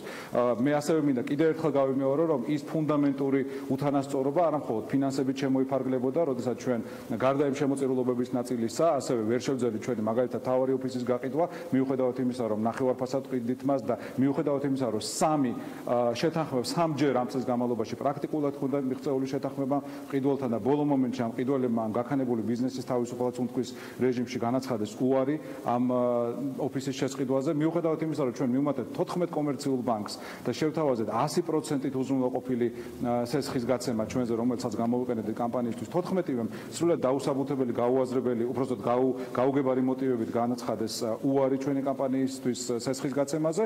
ბუნებრივია ეს ყველაფერი ძალიან ცალსახად წარმოშობს იმ დასკვნის გაკეთების საფუძველს, რომ საქართველოში წინასაარჩევნო გარემო არ იყო თანაბარი. ამ ყველაფერს ემატება ის, რომ ჩვენი ლიდერები ხელოვნურად სუსის, პროკურატურის და სასამართლო სისტემის გამოყენებით იდევნებიან სისტემურად, არიან ხელოვნურად გამოთიშული პოლიტიკურ პროცესებს და ამ გარემოში ჩატარებული არჩევნები ბუნებრივია ვერ იქნება ვერც თავისუფალი და ვერც სამართლიანი. რაც შეეხება უშუალოდ არჩევნების დღეს, ასევე ბევრმა დამკვირვებელმა და პრაქტიკულად ყველა პოლიტიკურმა პარტიამ 1 ორის გამოკლებით აღიარა და დაინახა ის, რომ არჩევნები ჩატარდა ახალი დახვეწილი გაყალბების მეთოდებით, რომ იყო ისეთი დარღვევები, რომლებიც სცილდებოდა პროცედურულ ხასიათს და რომელსაც შეეძლო და რომელსაც პრაქტიკულად იქონია კიდევაც შინაარსობრივად არსებითი გავლენა არჩევნების საბოლოო შედეგზე. ჩვენ ვნახეთ, რომ არც ერთი ჩვენი საჩივარი რეალურად არ ყოფილა განხილული იმ მხრივ, რომ ამას ჰქონდა დამაჯერებლობა საზოგადოების თვალში. შესაბამისად, მეორე ტურის წინ დადგა ისეთი რეალობა, რომ ჩვენ მეორე ტურში წინასწარ განწირული ბრძოლით რეალურად ვატყუებდით საკუთარ თავს, ვატყუებდით საკუთარ ამორჩევლს, ვატყუებდით იმ ადამიანებს, რომლებსაც უნდა ებრძოლათ, რომ იყო გამარჯვების შანსი და ამ ტყუილის შედეგი იქნებოდა მხოლოდ და მხოლოდ ის, რომ ჩვენ გავაправებდით და მორალურ ლეგიტიმაციას მივცემდით ივანიშვილის არჩევნებს, როდესაც ერთპარტიული სისტემა გამყარდა საქართველოში და ამაზე ვიტყოდით, რომ კი ბატონო, ჩვენ მაინც ჰქონდა ილუზია, რომ მეორე ტურში შეიძლება და განსხვავებული სურათი დამჯდარიყო, მაშინ როდესაც ზუსტად დანამდვილებით ვიცით, რომ მეორე ტურში იქნებოდა ის შედეგი, რომელსაც ხელისუფლება დაწერდა წინასწარ. უკაცრავად, აი მაგალითად, უკაცრავად შეგვიძლია გავიხსენოთ წინა მაგალითები. თუ შეიძლება, აი უკაცრავად და თქვენ გექნებათ ბუნებრივია ყველაფრის ხმის საშუალება, რაც გინდათ რომ თქვათ. ახლა გვყავდა ჩვენ ევროპული საქართველოს წარმომადგენელი გიგი უგულავა, რომელმაც თქვა, რომ მეორე ტურში თქვენთვის დასახმარებლად მაგალითად ეს პარტია მზად იყო, ოპოზიციური ხმების ნაწილი თქვენთან წამოვიდოდა. აი რატომ იყო ეს პროცესი განწირული, თუ შეგიძლიათ გითხრათ, მან კონკრეტულად მაგალითად ქუთაისზე თქვა, რომ გრიგოლ ვაშაძე აუცილებლად მიიღებდა მათ ხმებსაც. რატომ გადაგეწურათ ასე იმედი? მე პირადად და შეიძლება ითქვას თლიანად პარტიას ძალიან დიდი ეჭვი ეპარება იმაში, რომ სხვა პოლიტიკური პარტიები იმ ძალის ჩათვლით, რომელზეც ახლა თქვენ საუბრობდით, რეალურად გააკეთებდა რამეს, რომ ჩვენ დაგხმარებოდა მეორე ტურში. რეალურად ეს ხდება სრულიად საპირისპირო მიმართულებით, მაგრამ საუბარი აქ არის სხვაზე. საუბარი არ არის იმაზე, რომ ესა თუ ის პოლიტიკური ჯგუფი ჩვენ დაგვეხმარებოდა ამ გვერდში დაგვიდგებოდა თუ არა, არამედ საუბარი არის იმაზე, რომ ამ პირობებში, ამ რეალობაში, ამ მოცემულობაში არის თუ არა თეორიულად შესაძლებლობა, რომ ივანიშვილს თავის მოედანზე მოუგო არჩევნები მეორე ტურში, როდესაც მთელი საქართველოდან სუსი, რომელიც გაბნეული იყო 64 მუნიციპალიტეტში, კონცენტრირდებოდა 2 მუნიციპალიტეტზე, სადაც ჩვენ გვექნებოდა მეორე ტური, იქნებოდა სრული ტოტალური მობილიზება იმ ადმინისტრაციული რესურსის კიდე რაიმე თუ დარჩა მოსაბილიზებელი და შედეგი დადგებოდა ის, რაც დადგა 2016 წელს, შედეგი დადგებოდა ის, რაც დადგა 2014 წელს მაგალითად. მე მინდა გაგახსენოთ ორი მარტივი მაგალითი. 2014 წელს თბილისის მერის არჩევნებში ნიკა მელიამ დადო უღირსეულესი შედეგი პირველი ტურის შემდეგ. ნარმანიამ მიუხედავად ასეთივე მოსყიდვის მასშტაბებისა, უბრალოდ იქიდან სრულიად უფერული კანდიდატი იყო და სხვა ბევრი ობიექტური მოვლენიდან და ფაქტორიდან გამომდინარე მიიღო მხოლოდ 46% ხმების, ხოლო ნიკა მელიამ მიიღო მაშინ 28%. ამის შემდეგ რეჟიმმა გამოაჩინა თავისი სახე და დააპატიმრა ჩემი წინა რესპონდენტი, რომელიც მაშინ იყო ნიკა მელია შტაბის უფროსი, საარჩევნო შტაბის უფროსი. ჩვენ მაშინ მქონდა ორი არჩევანი. ერთი არჩევანი იყო, რომ ჩვენ გვეთქვა, რომ ბატონო, ჩვენ ცხოვრობთ საზოგადოება იმ ქვეყანაში, რომელიც საუბრობს დემოკრატიაზე, მაგრამ რეალურად იჭერს და რეპრესიებს ატარებს პოლიტიკოსების მიმართ, ოპოზიციური პოლიტიკოსების მიმართ. მეორე ტური და ის არჩევნები საერთოდ ამ გადმოსახედიდან არ ყოფილა ლეგიტიმური. მიუხედავად ამისა, ჩვენ მაშინ მივიღეთ მცდარი პოლიტიკური გადაწყვეტილება, შევედით მეორე ტურში, წავაგით ისე, რომ 1%-იც არ მოგმატებია მეორე ტურში შედეგი დაждდა 72-28-ზე და რა გავაკეთეთ? ივანიშვილს შერჩა რეალურად პოლიტიკური რეპრესიების გატარება, ჩვენ ვერაფერი ვერ მოვიგეთ და აღმოჩნდა, რომ თურმე ეს არალეგიტიმური არჩევნები, უთანასწორო არჩევნები, უსამართლო არჩევნები ჩაითვალა ლეგიტიმურად მხოლოდ იმიტომ, რომ ჩვენ მივიღეთ მონაწილეობა მეორე ტურში. ზუსტად იგივე განმეორდა შარშან არჩევნების მერე, ზუსტად იგივე განმეორდა შარშანდელი საპარლამენტო არჩევნების მერე, როდესაც ივანიშვილი გამოვიდა და წინასწარ დააანონსა, რომ ვერც ერთ მაჟორიტარულ ოლქს ოპოზიცია ვერ მოიგებსო. მან ეს თქვა, ანუ ფაქტიურად გასცა დავალება და მე დააკონკრეტა, რომ ვერც ის ქალბატონი ზუგდიდში ვერ მოიგებს, ანუ სანდრა რულოვზე იყო საუბარი, ვერ მოიგებს მაჟორიტარულ არჩევნებსო. და ჩვენ ნახეთ, რომ ზუგდიდში განსაკუთრებით გაუჭირდა და ზუსტად ამიტომ დაარბიეს კონკრეტული უბნები ჯიხაშკარში და სხვა ადგილებში ზუგდიდში და მას მოგება პირველ ტურში მიღებული მოგება წაართვეს. იგივე ნახეთ ჩვენ ახალციხეში, მარნეულში, ქუთაისში და სხვაგან. შესაბამისად, მეორე ტურში მონაწილეობა ამ რეალობაში ნიშნავს, რომ ჩვენ სახეს ვბანთ იმ რეჟიმს, რომელიც დღეს საქართველოს მართავს სუსით, მოსყიდვით, შავი ფულით, ადმინისტრაციული რესურსის უპრეცედენტო მობილიზებით და ჩვენ ამას ბუნებრივია არ ვაპირებთ. ეს არ არის ბრძოლაზე უარის თქმა, რა თქმა უნდა, უბრალოდ ეს არის აი აქ ჩდება ძალიან ლეგიტიმური და ლოგიკური კითხვა. საერთოდ როგორ აპირებთ მაშინ ეს გარემო არის, ეს გარემო იქნება უფრო გამპარდება, აბა როგორ აპირებთ პოლიტიკურ ბრძოლას? თუ კი მეორე ტურში არ წაყევით ამ ხელისუფლებას, სამომავლოდ თქვენ მამორჩეველმა რა უნდა იფიქროს, რას აპირებს მისირჩეული პარტია? ამ რეალობაში, რომელსაც ახლა თქვენ ნახეთ, რომელიც არ არის პოლიტიკურად დაბალანსებული. მეორე ტურის თემა რო დავასრულოთ. მეორე ტურის თემა რო დავასრულოთ, ზოგადად როდესაც ადამიანს უქმნი მცდარ ილუზიას, შემდგომ მისი იმედგაცრუება ორმაგად უფრო მძიმეა და მძაფრია. ჩვენ რომ ადამიანებს უთხრათ, რომ ჩვენ გვაქვს იმის შანსი, რომ მაგალითად ქუთაისში მოვიგოთ მეორე ტური, არა იმიტომ რომ გრიგოლ ვაშაძე რაიმით ჩამორჩება იმ უსახელო, სრულიად წარმოუდგენელ და ქუთაისისთვის მავნებელ კანდიდატს, რომელიც ქართულმა ოცნებამ მოახვლია თავს იმ ქალაქს. არამედ იმიტომ რომ თავად სისტემა, თავად გარემო ფუნდამენტურად უსამართლოა. ჩვენ რომ ამ არჩევნებში შევიყვანოთ ჩვენი ქუთაისის ამომრჩეველი, ჩვენი ქუთაისელი მხარდამჭერები და ზოგადად ქუთაისლები, ეს ნიშნავს, რომ მათი იმედგაცრუება იქნება იმდენად ძლიერი, რომ მათი ინდიპერენტულობა შეიძლება გაგრძელდეს მრავალი წელი. ჩვენ უნდა მორჩეთ აი ამ ილუზიების შექმნა. ჩვენი ამოცანა ის კი არ არის, რომ კონკრეტულ არა გეუნებით. სამომავლოდ რა გააკეთოს ჩვენმა ამომრჩეველმა? აი რა სტრატეგია გაქვთ ამ რეალობაში? ჩვენი ამოცანა პოლიტიკური მეთოდები და არჩევნები. ჩვენი ამოცანა არის, რომ ფუნდამენტურად შევცვალოთ ის გარემო, რომელშიც სტარდება არჩევნები. ანუ ამ გარემოში, როდესაც რეალურად უსამართლოა კანონმდებლობა, უსამართლო და ცალმხრივი არის დაფინანსების წყაროები და ასე შემდეგ, პრაქტიკულად ამ კონსტიტუციით, ამ საკანონმდებლო გარემოში და ამ სუსით და ასე შემდეგ შეუძლებელია და ამომრჩევლის მოტყუებაა ის, რომ ჩვენ ივანიშვილს გადავაგდებ 2020 წელს, ან 2030, ან 2050 წელს, იმიტომ რომ ივანიშვილის მერე იქნება უტა, იქნება რა ქვია, ბერა, მერე გვანცა, მერე ცოტნე, მერე კახიკალაძიშვილები წამოვიდებიან და ასე შემდეგ. ჩვენ ასეთ ქვეყანაში ცხოვრება არ გვინდა. ჩვენ გვინდა ცხოვრება დემოკრატიულ ქვეყანაში და ამისთვის უნდა ვიბრძოლოთ მოცემულობის შესაცვლელად. ეხლა მე არ ვაპირებ აქ საუბარს იმ ტაქტიკურ სვლებზე, იმ კონკრეტულ ნაბიჯებზე, რომელსაც ჩვენ გადავდგამთ, ეს რა თქმა უნდა არის. აქ მიჩნდება ლოგიკური კითხვა. ჩვენ ყველა არჩევნებში მივიღებთ მონაწილეობას, ბუნებრივია, მაგრამ რევოლუციებში გამოცდილი ნაციონალური მოძრაობისთვის რაკიღა ფიქრობთ, რომ ეს შეუცვლელი რაღაცნაირი შთამომავლობით გადასაცემის სტრატეგია. სწორად გამიგეთ, მე მგონი ძალიან ნათლად ჩამოვაყალიბე მე ძალიან ნათლად ჩამოვაყალიბე ის გაკეთებაც გვინდა, მე გითხარით, რომ ჩვენ უნდა შევცვალოთ მოცემულობა, რომელშიც სტარდება არჩევნები. ხო და მე კიდევ ძალიან მინდა რომ ნათლად ძალიან მარტივად დავსაკითხო, როგორ უნდა გააკეთოთ ეს? ნახავთ ამას ძალიან მალე, უახლოეს კვირებში, თვეებში და ჩვენ აუცილებლად მივახცევთ იმას, რომ ამ ქვეყანას გავათავისუფლებთ საშოვარზე მოსული კორუმპირებული ძალისგან, რომლის მოტივაციაც არის მხოლოდ და მხოლოდ საკუთარი კეთილდღეობა, საკუთარი ფუფუნება, საკუთარი განცხრომა, მაშინ, როდესაც პრაქტიკულად არ მოუმატიათ პენსია, ამდენი წლის განმავლობაში 150 ლარიანი პენსია დატოვა ქართულ ნაციონალურ მოძრაობამ 2012 წელს. როდესაც წავიდა ხელისუფლებიდან გამზადებული ბიუჯეტით და 180 ლარი არის პენსია დღეს.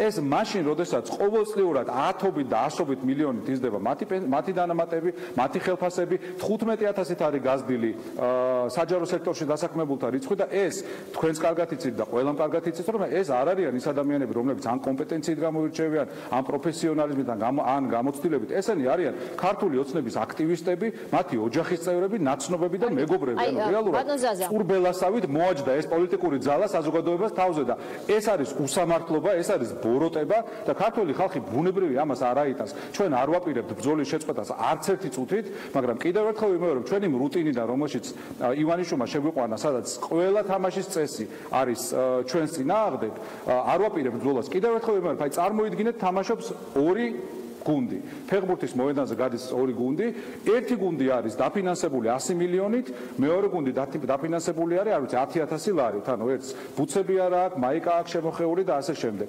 ერთი გუნდი არის კარგ დაძინებული, გამოძინებული, ნავარჯიშები და ასე შემდეგ, მეორე გუნდი არის უჭმელი და ასე შემდეგ. და რაც თავარია, მოდის ერთი გუნდის წვნელი და იძახის, რომ მე არ მომწონს მეორე გუნდის თავდასხმელი და იმას ფეხი მოტეხეთ, არ მომწონს მეორე გუნდის თავარი გამთამაშებელი და ის გააგდეთ მოედნიდან, არ მომწონს მათი მეკარე და ის ჩასვით ციხეში. აი ამ რეალობაში ვცხოვრობ ჩვენ და თქვენ რა გინდათ რომ ჩვენ მაინც მივდივართ. ეს კაპიტულაციაა, აი რასაც თქვენ კაპიტულანტური პოზიცია ხომ არ არის ეს, თქვენ ხელები აწიეთ, შეიძლება ასე ითქვას. ახლა თუ მართლა ბუცები არ გაქვთ, ფული არ გაქვთ, თან ფეხბურთელებს გიმტრევენ, ხომ? და ამბობთ რომ უბრალოდ ამ სიტუაციაში აზრი არ აქვს გასვლას, მაშინ რას აქვს აზრი? აი აქ ერთხელაც დავსვამ ამ კითხვას, თუ შეიძლება იქნებ მივიღო რაიმე ტიპის პასუხი. ნინო, მე მგონი რამდენჯერმე გავიმეორე ამ გადაცემის მსვლელობისას და არანაირი ეჭვი არ უნდა დარჩეს იმაში, რა არის ამ განზრახვის უკან. ჩვენ ვაგრძელებთ ბრძოლას და ვაგრძელებთ ბრძოლას არა იმისთვის, რომ ამა თუ იმ მუნიციპალიტეტში ერთი ხმით მეტი დაგვიწერონ და ამის შემდეგ ივანიშვილმა თქვას, რომ აი ნახეთ, მაგალითად თქვენი საჩივარი დაკმაყოფილდა და შესაბამისად ქვეყანაში დემოკრატია არის. თუმცა ამასაც არ აკეთებს ის. ჩვენი მიზანი არის ის, რომ ამ ქვეყანაში ფუნდამენტურად შევცვალოთ რეალობა. ვინაიდან ამ ქვეყანას დღეს თავზე მოაჯდა მართლა აზიური ფაროსანა, მავნებლების ხროვა, ასე ვთქვათ, რომლებიც ხრავენ ბიუჯეტს, ასაქმებენ თავიანთ ოჯახის წევრებს და ნათესავებს და ეს ყველაფერი ხდება თქვენი, ჩემი და ჩვეულებრივი კანონმორჩილი მშრომელი ადამიანების ხარჯზე. ჩვენი ამოცანა არის ამ რეალობის შეცვლა და არა კონკრეტულად იმის ჩვენება, რომ ნაციონალურ მოძრაობამ ეხლა მაგალითად 2020 წელს 1%-თან 5, თუნდაც 10%-ით გააუმჯობესოს თავისი მაჩვენებელი ნაციონალური მოძრაობა საკუთარი პროცენტებისთვის და საკუთარი მაჩვენებლებისთვის არ იბრძვის. ჩვენი პარტია იბრძვის ამ ქვეყნის უკეთესი მომავლისთვის. ჩვენმა პარტიამ ერთხელ უკვე შეძლო ის, რომ ფუნდამენტურად შემოატრიალა ჭაობში, კრიმინალურ და კორუმპირებულ ჭაობში ჩაძირული ქვეყანა და ის აქცია რეგიონულ მაგალითად წარმატებისა და წინსვლისა. ის რაც შეაჩერა ქართულმა ოცნებამ. ჩვენ კიდევ შევძლებთ ამას და ეს არ იქნება ჩვენი პარტიისთვის, ეს იქნება ყველა ადამიანისთვის. რაც შეეხება ტაქტიკას, ნება მომეცით, რომ ამაზე თქვენთან ეთერში და არც ერთ ეთერში არ ვისაუბრობ, ამას ყველა ნახავს. აი ტაქტიკა ყველაზე გამართლებულა თქვენგან წასული გუნდის წარმომადგენელს, რომელიც აქ იყო და რომლის პარტიამაც 10% აიღო, მიაჩნია ყველაზე მთავარ ფუნდამენტად, აუცილებლად ის, რომ მოხდეს კოორდინაცია ოპოზიციურ პოლიტიკურ ძალებში, მათ შორის ნაციონალურ მოძრაობასა და ევროპულ საქართველოს შორის. თქვენ მზად იქნებოდით ასეთი ტიპის წინადადების განსახილველად, გასაგებია რომ მიღებამდე ალბათ შორიგზა იქნება, მაგრამ განხილვა შეიძლებოდა ასეთი წინადადების კოორდინაცია საერთო ინტერესებისთვის. ჩვენ არაერთხელ გვითქვამს, რომ მზად ვართ კონსულტაციებისთვის და კოორდინაციისთვის ყველა იმ ძალასთან, რომელიც არ არის ღიად პრორუსული ან ანტიდასავლური. ეს ბუნებრივია დღესაც ძალაშია და ნებისმიერი გულწრფელი პოლიტიკური ძალა, რომლის მიზანი არის ივანიშვილის რეჟიმის შეცვლა და არა კიდევ რამე სხვა, ჩვენთან ამაში ბუნებრივია იქნება ასეთად მიგაჩნიათ ევროპული საქართველო. ეს დამოკიდებული იქნება ყველა იმ მოქმედებაზე და ყველა იმ საქციელზე, რომელიც გამოვლინდება ამ დღეებში, თვეებში, წლებში და ასე შემდეგ. ანუ კიდევ ერთხელ ვიმეორებ, ვინც ასეთად მიიჩნევს თავს, ჩვენ ყველა ასეთთან ვისაუბრებთ. რაც შეეხება მათ მიღებულ პროცენტს, ეს თქვენგან წასული ხალხია, როგორ ფიქრობთ თქვენ, როდესაც ანალიზს აკეთებთ? 17% მიიღეთ, კითხვით რომ 1%-ს აკეთიგით ერთხმა შეიძლება ამ წუთში თქვენს მნიშვნელობა არ ქონდეს, მაგრამ ფაქტია რომ ასე იწონება პარტია, ხომ? 17% თქვენ 10 მათ, ეს თქვენგან წაღებული 10%-ია? მოდი ასე შევხედოთ. ეს ვთქვათ, რომ კი ეს მათ ჩვენგან წაიღეს ეს ხმები?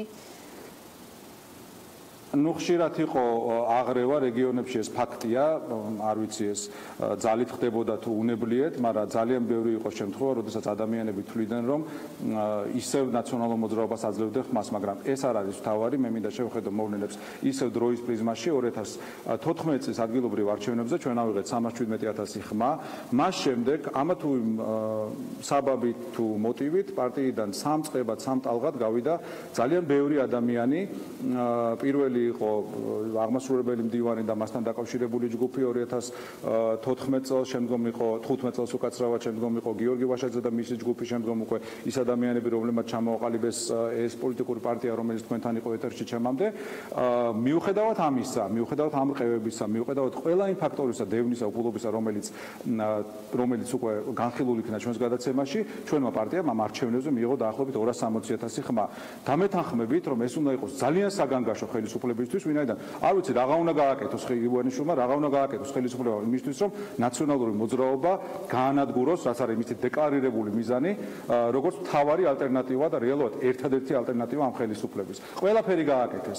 ლიდერები ან გარეთ არიან ქვეყნის ან ციხეში, ფული გადაგვიკეტეს, ვინც დასასვლელი იყო, წავიდა, მიზეზებს და მოტივებს და საბაბებს მე ახლა აქ არ გავარჩევ ბუნებრივია, მაგრამ მიუხედავად ამისა, შეიძლება ითქვას საკმაოდ უმნიშვნელო ვარდნაა ჩვენს ციფრებში წინა ადგილობრივ არჩევნებთან შედარებით. მე რაც თავარია დარწმუნებული ვარ, რომ ის იდეოლოგიური ღერძი, რომელიც ჩვენ გვაქვს, ის შეუგუებლობა ამ მართლაც უსამართლო, ძალიან უსამართლო გარემოსთან, რომელიც ივანიშვილმა შექმნა, კლანური გარემო, ფეოდალური გარემო საქართველოში, ჩვენ შეგვაძლებინებს იმას, რომ ეს ბაზა უახლოეს მომავალში გავზარდოთ რადიკალურად და რაც თავარია ეს დაგვირგვინდეს იმით, რომ საქართველოს ხელისუფლებაში დაბრუნდნენ წესიერი, კანონმორჩილი, ამ ქვეყნის მომავალზე ორიენტირებული ადამიანები. და ბოლოს მინდა კითხოთ, აი ამ პროცესში, რა თქმა უნდა, რაღაც კომუნიკაცია ალბათ არსებობს პარტიის ყოფილ თუ მოქმედ ლიდერთან, ყოველ შემთხვევაში ერთ-ერთ ყველაზე აქტიურ, თქვათ, დამფუძნებელთან და ალბათ მხარდამჭერთან მიხეილ სააკაშვილთან, როგორ აფასებს ის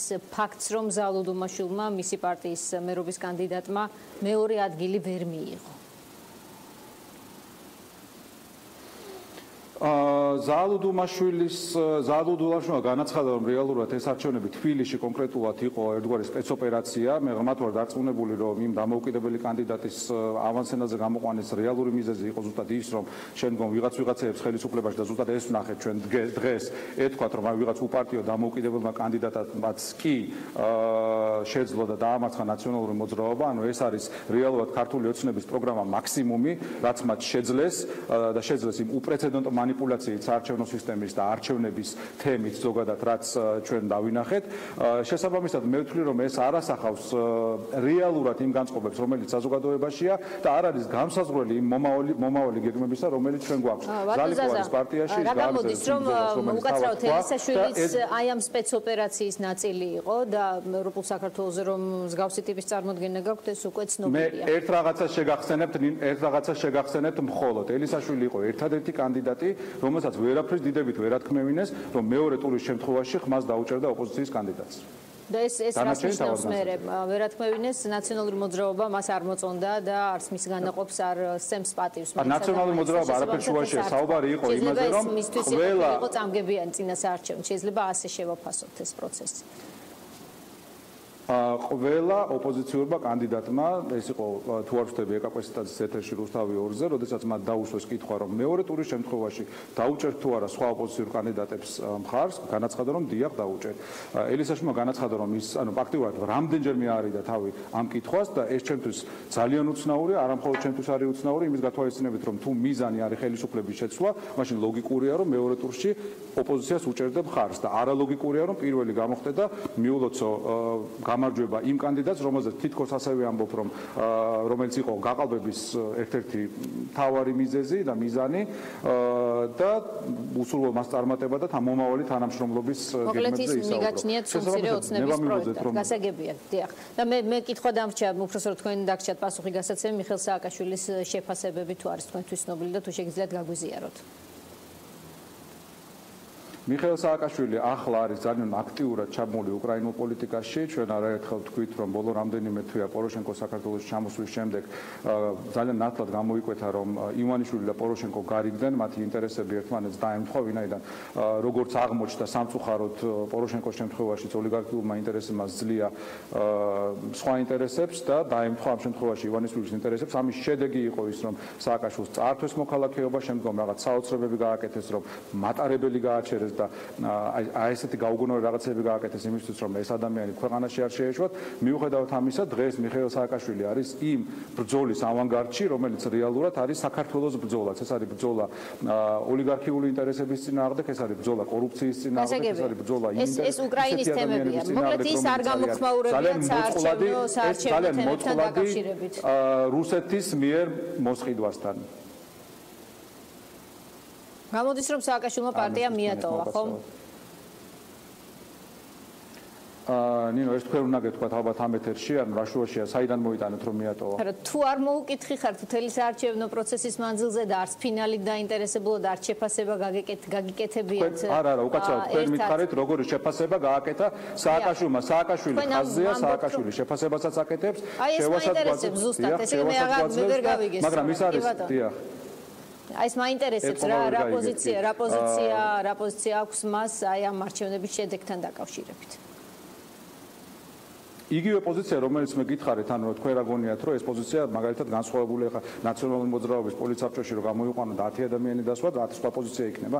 იგივე პოზიცია აქვს, რომ ეს არ არის არჩევნები, რომელიც ჩატარდა სამართლიან და კონკურენტულ გარემოში, რომ ეს არჩევნები შინაარსობრივად არასახავს ქართული ხალხის ნებაზე. და მეორე ტურზე უარის თვალსაზრისით მისი პოზიცია იყო გამსაზღვრელი, შეიძლება ეს თქვათ და ის იყო მომხრე მეორე ტურში მონაწილეობა აღარ.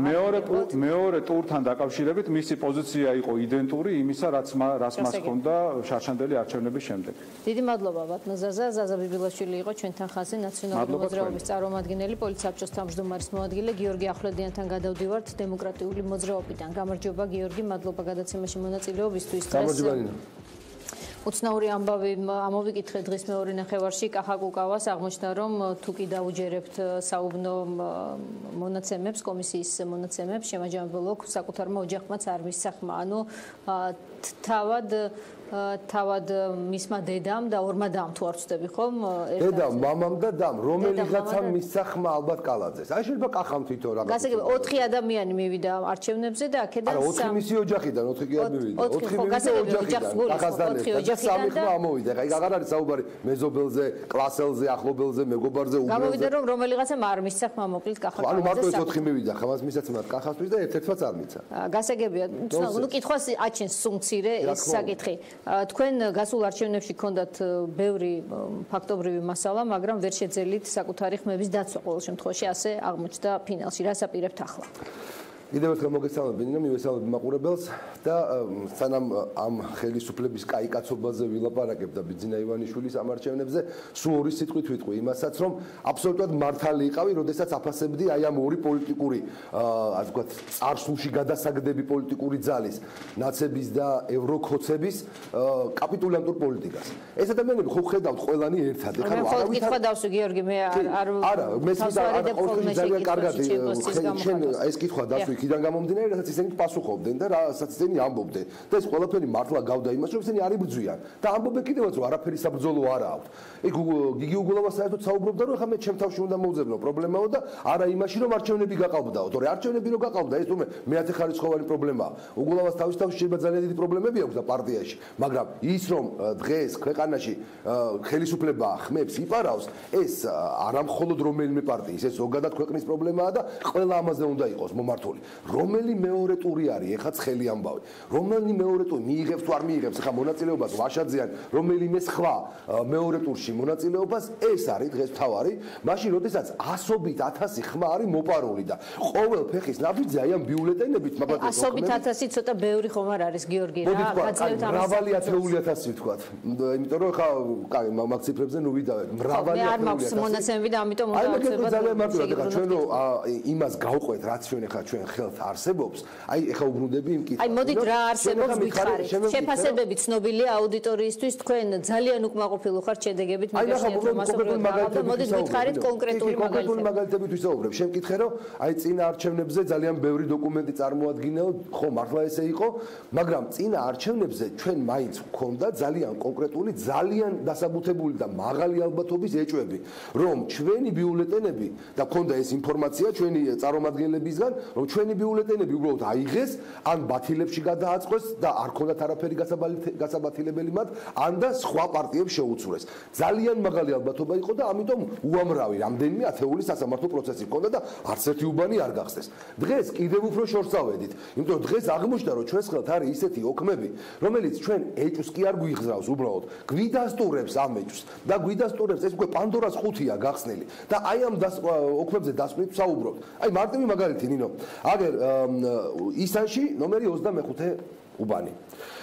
დაგვიწერეს 6 ხმა, ასე გამოვიდა. როგორც გადაითვალა უბანი, იცი რამდენი აღმოჩნდა? აი, აქ წერია შესწორების ოქმი 56. კასპში, სადაც დაგვიწერეს 0 ხმა. როგორც კი ატყდა ერთი ამბავი და დაიწერა შესწორების ოქმი და გაირკვა, რომ რამდენი გვაქვს იქ? 42 ხმა.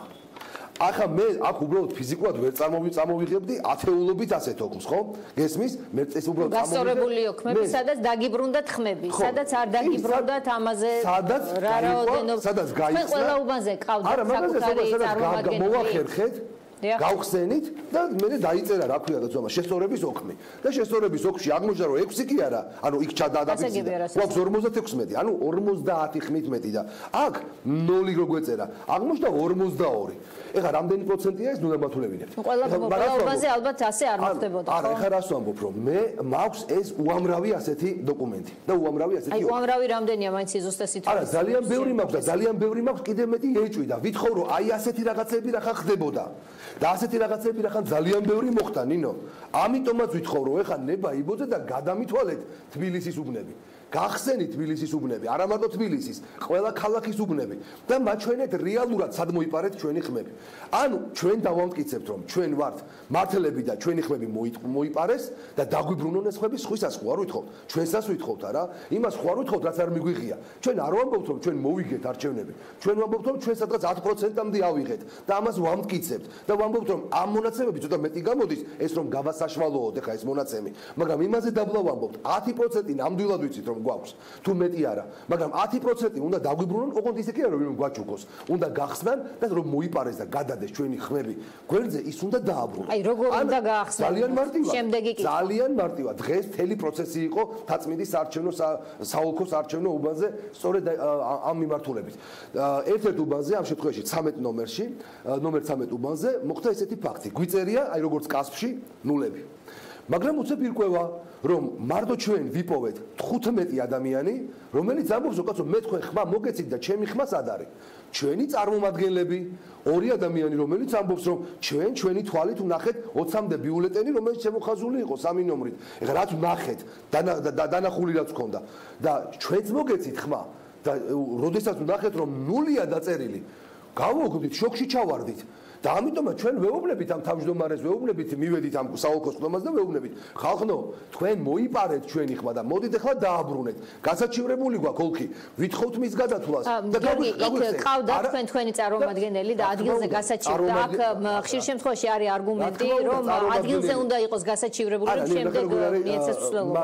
ჩვენ კანონის მიხედვით არის 2 საშუალება კიდევ დამატებით რომ გაიხსნას უბნები. ერთი ის რომ კანონში წერია, რომ შენ შეგიძლია არჩევნების დასრულება 2 დღის განმავლობაში გაასაჩივროს საარჩევნო ოლქში ეს შენი და მოითხოვო გადათვლა. ეს ერთი. მეორე, სულ რომ არ მოითხოვო, არავითარი გასაჩივრება რო არ დაწერო და საარჩევნო საუბნო საარჩევნო კომისიის ხდომაზე დადგეს საკითხი, თუნდაც შენი კომისიის წევრის მხრიდან, რომ მეგობრებო, მე ვაყენებ საკითხს, რომ ეს ოლქი გამოვლინდა ახალი გარემოებები, აი ადამიანები, რომლებიც ამბობენ, რომ ხმა მივეცით და გაგვაგებინეთ, რატო არის ნულები, თუ დაეთანხმება კომისიის ყველა წევრი შეუძლიათ გადათვალო. დღეს ჩავატარებინეთ ესეთი კენჭისყრა. აღმოჩნდა რომ 5-ვე პოლიტიკურმა პარტიამ, ქართული ოცნების და მრეწველების გარდა, რომლებიც ერთი კონგლომერატი არის, ხო? 5-მა პოლიტიკურმა ოპოზიციურმა პარტიამ თქვა, რომ გადავთვალოთ ეს უბანიო. გადავთვალოთ, იმიტომ რომ ნამდვილად ხედავთ ასეთ დარღვევასო. ქართულმა ოცნებამ, მრეწველების წარმომადგენელმა და მათმა პროფესიული ნიშნით დანიშნულმა წარმომადგენლებმა, რომლებიც ერთად გამოდიან 7, აღმოჩნდა რომ გითხრეს უარი. არაოდ, როგორ რატო არ გადათვლით ამ ხმას? აგერ გვიდევს ეს პაკეტი 13 ნომრის არჩევნო უბნის. გადავთვალოთ, ყველანი აქ გვაქვს, თელი საპატრულო პოლიცია იყო თბილისის იქ მოსული მე მგონი. ყველა კომისიის წევრი აქ არის, თელი პარტიები აქ ვართ. დავხსნე და გადავთვალოთ და სამართლიანობა ხო უფრო მეტია, ვიდრე როგორ რაღაცანაირი ინტერპრეტაცია კანონის, ხო?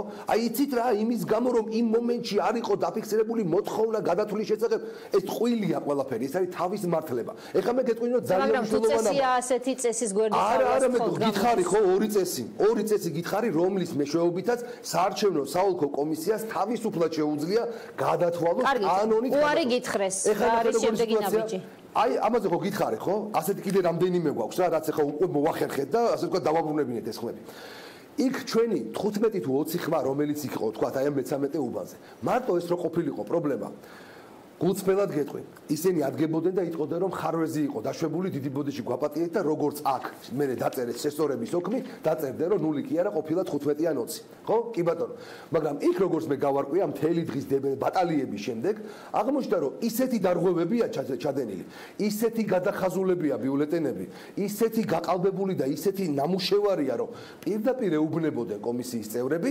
ზემდგომ ინსტანციებს სატელეფონო საუბრებში რომ აი ეს რომ გავხსნათო ისეთ ბომბს მივცემთ აი ამ დემოკრატიულ მოძრაობას ჩვენს ხელში რომ შეიძლება აგვაფეთქონ საერთოდო. აი ამას ეუბნებოდნენ ერთმანეთს. ანუ არავითარ შემთხვევაში არ შეიძლება ამის გახსნაო. ამათი 15 და 20 ხმა წყალსაც წაუღიაო, ისეთებია იგაკეთებულიო. ამიტომაც არ გახსნეს ეს. ეს უბანი ასე უპატრონოთ როგორ იყო რომ პროცესში ვერავინ შენიშნა ხელა დარღვევები. არა, უპატრონოთ არ იყო ჩვენი ორი წარმომადგენელი იყო. პირდაპირ გეტყვით კომისიის წევრმა ივაშკაცა და ალბათ გარკვეული გასამჯელო სახით მიიღო ქართული ოცნების ინტერესებზე თამაშის გადაწყვეტილება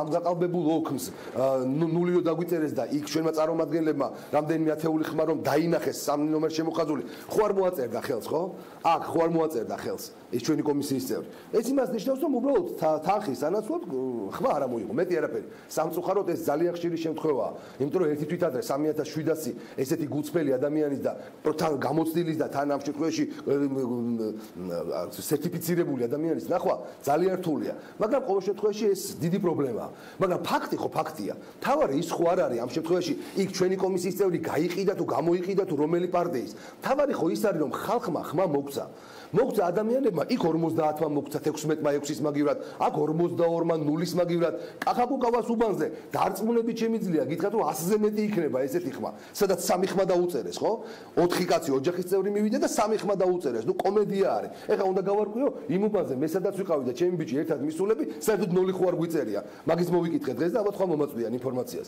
ანუ ესეთი რა არ გამიგია ესეთი უტიფარი მცდელობა რომ აი ესე უნდა მიძინა ივანიშვილს მაპატიეთ ამ სიტყვას და ფეხებზე კიდია ვინ ვის მიცემს ხმას არ აინტერესებს კარგით ბატონო გიორგი არ ჭირდება ნინო ბურჯანაძე პარლამენტში არ ჭირდება გიორგი ახვლედიანი პარლამენტში რატომ აღმოჩნდა ესეთი მიუღებელი მისთვის ნინო ბურჯანაძე რატომ აღმოჩნდა საკრებულოში გასაგებია თავად ნინო ამას ხსნის იმით რომ მე არ ვიქნებოდი მისი მორჩილიო მაგრამ ძალიან ბევრი ნაკლებად მორჩილი შეიძლება მოხვდეს თქვა პარლამენტში თუ საკრებულოებში თუ ბევრი არა ცოტა მაინც რატომ არ აღმოჩნდით ამათ შორის აი მაგასთან დაკავშირებით გეტყვი ნინო კიდე რა მიზეზია მარტივად გეტყვი ზუსტად გეტყვი 100% ვარ დარწმუნებული ოღონდ ძალიან მაღალი ეჭვი მაქვს ხა ფაქტები ესეთ დოკუმენტები კახიკალაძის არ მიჭირავს მე ხელში მაგრამ დარწმუნებული ვარ რომ კახიკალაძეს არ გადაულახავს ბარიერი და ეს 51% არის სწორედ ის რომ მას არ გადაულახავს ბარიერი. ზუსტად ვიცი რომ ტელეიმედს ჰქონდა 45% მხოლოდ და მხოლოდ ეგზიტ პოლებში. და მხოლოდ მას შემდეგ რაც რუსთავიორმა გააправა ქართული ოცნება თავისი 56%-ით თავისი ეგზიტ პოლებით, აი მაგის მერე 11-ის ნახევარზე დაწერა ძალიან რთულ რაღაცას ამბობთ ახლა თქვენ ამბობთ რომ ტელეიმედს ჰქონდა 45-იანი ეგზიტ პოლი და ამიტომ დაგვიანდა ამ ეგზიტ პოლის გამოქვეყნება და რუსთავიორმა დიახ მასე იყო. ეს ძალიან ისეთი რუსთავი ჟურნალისტები ვართ ხო? მე ყოფილი შენ მოქმედი. დააკვირდი. რუსთავი 2 წუთით ადრე გავიდა ეთერში. იმიტომ რომ დაესწრო იმედისათვის. ეს ვიცით ახლა მოსული ამბავია, ხანდახან 1 წუთით ადრე ვიწყებთ ხოლმე ეთერს, რაღაცა პირველებმა რომ ეს არ ნიშნავს რომ მაინც და მაინც გაყალბება აქვს რამის დაგეგმილი. ნაციკავესა ტელეკომპანია იმედმა არ გაუშვა თავისი ეგზიტ პოლები. არც 8 საათს. არ გაუშვა ფაქტია, თუმცა შემდეგ ითქვა რომ არ გაუშვა იმიტომ რომ დაეზუსტებინა და ზუსტად იმიტომ არ გაუშვეს რომ მათ ჰქონდათ 45% კახიკალაძის რეიტინგი. ანუ პირველ ტურში ის ვერ იგებდა და მას შემდეგ რაც რუსთავი 2-მა პრაქტიკულად გააправა პირველი პირველი ტური კახიკალაძისათვის, ხელისუფლებისათვის. ეს ინფორმაცია თქვენ შიდა წყაროებიდან გაქვთ იმედიდან? მე ძალიან ბევრი შიდა წყარო მაქვს, როგორც მედიაში, ისე პოლიტიკაში და ალბათ არავის არ გაუკვირდება ეგ. რაც შეეხება მაგას, გეტყვით რომ მხოლოდ მას შემდეგ, რაც ხელისუფლებასთან კონსულტაციების მერე რომ რა ვქნათო, იმედო ხო ერთი პერიოდი ისიც თქვა რომ აღარ ვაცხადებთ საერთოდ ამ ეგზიტ პოლებს. მაგრამ ბოლოს მიიღეს გადაწყვეტილება რომ დაესვათ დაახლოებით 1-2%-ის ცნობილებით, ისეთივე როგორც რუსთავი ორმა. კალაძეს არ მიუღია 51%. ის 51%-ის ბიძინა ივანიშვილმა იმიტომ დაუწერა რომ დამოკლეს მახვილი ეკიდოს კალაძის თავზე რომ ზედმეტად არ გადახდეს. თუმცა რა ლოგიკაა იმაში რომ რუსთავი ორმა იმუშავა ოცნებისთვის, აი ამას თუ ახსნით რატომ ძალიან ეს ახსნა არის ზუსტად ის რა მდგომარეობაში ახლა არის ნაციონალური მოძრაობა და ის მეორე ევროკოცები. ევროკოცები რომ ქართული ოცნების მიერ შექმნილი პოლიტიკური ძალა ეს ყველამ კარგად ვიცით ხო? ნაციონალური მოძრაობა იყო ძალიან სერიოზული პრობლემის წინაშე. აი იმ პრობლემის წინაშე რომ ზაალუდუმაშვილი გახდებოდა თუ არა მეორე ადგილას გავიდოდა თუ არა. იმიტომ რომ ბიძინა ივანიშვილი შესანიშნავად მარიონეტებდა და შესანიშნავად თამაშობდა ალეკო ელისაშვილის და ნაციონალური მოძრაობის ინტერესებით. ზალიკო უდუმაშვილი უნდა გასულიყო მეორე ადგილზე და ამის სანაცვლოდ გააკეთა რუსთავი ორმა სწორედ ეგ. მაგრამ ზალიკო უდუმაშვილი არ მიულოცავდა კახაკალაძეს გამარჯვებას. ამაზე ხელი მოაწერა ბატონმა ელისაშვილმა, რომელიც ერთი თვის წინ თელ საქართველოს პირდებოდა რომ შეეწირებოდა იმას რომ გაყალბებული თუ იქნებოდა არჩევნები. შეეწირებოდა და სანამ ბიულეტენები დაითვალეს თბილისის, მანამდე მიულოცა კახიკალაძეს. ამით დაიმსახურა ის რაღაცა 0.8%-ით უფრო მეტი ვიდრე უდუმაშვილმა, ამიტომ სრული აბსურდი გამოვიდა და სრული არაფრის მომცემი გამოვიდა რუსთავი ორის აი ესეთი მინდა გითხრათ პოლიტიკური პროსტიტუცია, მეტი არაფერი. აი ეს იყო მოკლედ ახლა მაყურებელი თუ გუყურებს 8 საათიდან მოყოლებული ძალიან მძიმე შთაბეჭდილება დარჩება, ათამდე კიდევ სავარაუდო სიურპრიზები ბევრია, ბევრია. მე მაინტერესებს გამოდის რომ ყველა არის ანგაჟირებული, არ არსებობს ნორმალური პოლიტიკური ძალა, რომელსაც შეიძლება ენდო. კი, ძალიან მძიმე ვითარებაა ქვეყანაში. გულწრფელად შემიძლია გითხრა და აბსოლუტურად გეთანხმები მაგ შეფასებაში. ძალიან მძიმე შთაბეჭდილება ვტოვებ ახლა მეც და ჩემი საუბრით, ძალიან მძიმე მდგომარეობა არის ამ ყველა. უბრალოდ, იცი რა, ენის მოჩლექვა აუ მივიდა ყელში რა. აუ მივიდა ყელში რომ იქ იმას გამო რომ ის რა ქვია იქ ტელეკომპანიაა და იქ იმის გამო რომ ეს არ თქვა იმის გამო რომ თურმე მაინც ახლა კოლეგები და ხელია გუში გამომაგდეს ეთერიდან რუსთავი ორიდან იმიტომ რომ ნაციონალური მოძრაობის პირდაპირ მხილება მოუწყო იქ რომ ისინი იმისთვის კი არ იბრძვიან რომ ხუბნები გადათვალონ და ერთი უბანი არ დაასახელეს რომ უბანი უნდა გადაითვალოს და გაყალბებას ებრძოლონ არამედ საუბრობენ იმაზე რომ მეორე ტურში მივიღოთ მონაწილეობა და იქ არ მიიღოთ მონაწილეობა თურმე დიდი ბედენა ეხა მეორე ტურში მივიღებ თუ არა მონაწილეობას თურმე ეს ყოფილა მთავარიტება როდესაც ვამხილე ეს ყველაფერი მაშინ რადგან და გამომაგდეს მოვიდა დაცვა და ამაკენეს და გამომიყვანეს ეთერიდან წარმოიდგინე. ეგეთი რა მე 15 წელიწადი ეთერში ვიჯექი და წამყვანი ვიყავი. ყველა წარმატებული და ყველა ცნობილი ტელეკომპანიის და ტელევიზიის და ყველა ток-შოუს. და არასოდეს არ მიკადრია რომ რესპონდენტი გამეგდო ეთერიდან. გიორგი. უამრავი რესპონდენტი ამდგარა ჩემი ეთერიდან უჩხუბია და გადაცემის წესებს დაემორჩილეთ გიორგი. იქ გადაცემას თავისი წესები ხომ არ ქონდა შემთხვევით და იმ წესებიდან ხო არ გახვედით. ეგ უნდა გაიგოს ყველა. მე როცა ვიყავი ჟურნალისტი, ეგ კარგად მესმოდა რომ ტელევიზია არ არის საკუთარი ბუდკა და საკუთარი კანტორა. რომ საკუთარი წესებით მათამაშონ მიეგ და დამიწესონ წესები რომ რაღაც ფორმატია, რაღაცა დრო არის კონკრეტული, ახლა მეც მალე უნდა დაგემშვიდობოდო, ეს არ ნიშნავს რომ ეთერიდან გაგაგდეთ გიორგი. არა, რა თქმა უნდა, მე არავინ არ დავშვიდობები, მესამე წუთზე გადაცემის დაწყებიდან დამატოვებინეს ისე. ხო, მე მართალი გითხრათ, არ მინახავს ეს ფრაგმენტი და ამიტომ არ გამოვდგები შემფასებლად, უბრალოდ მინდა აღკვეცო რომ თქვენ ორი ტელეკომპანია ახსენეთ აქ ჩემს ეთერში, ეს არის რუსთავი 2, იმედი 2-ს მიმართ ბრალდებები ყოლი.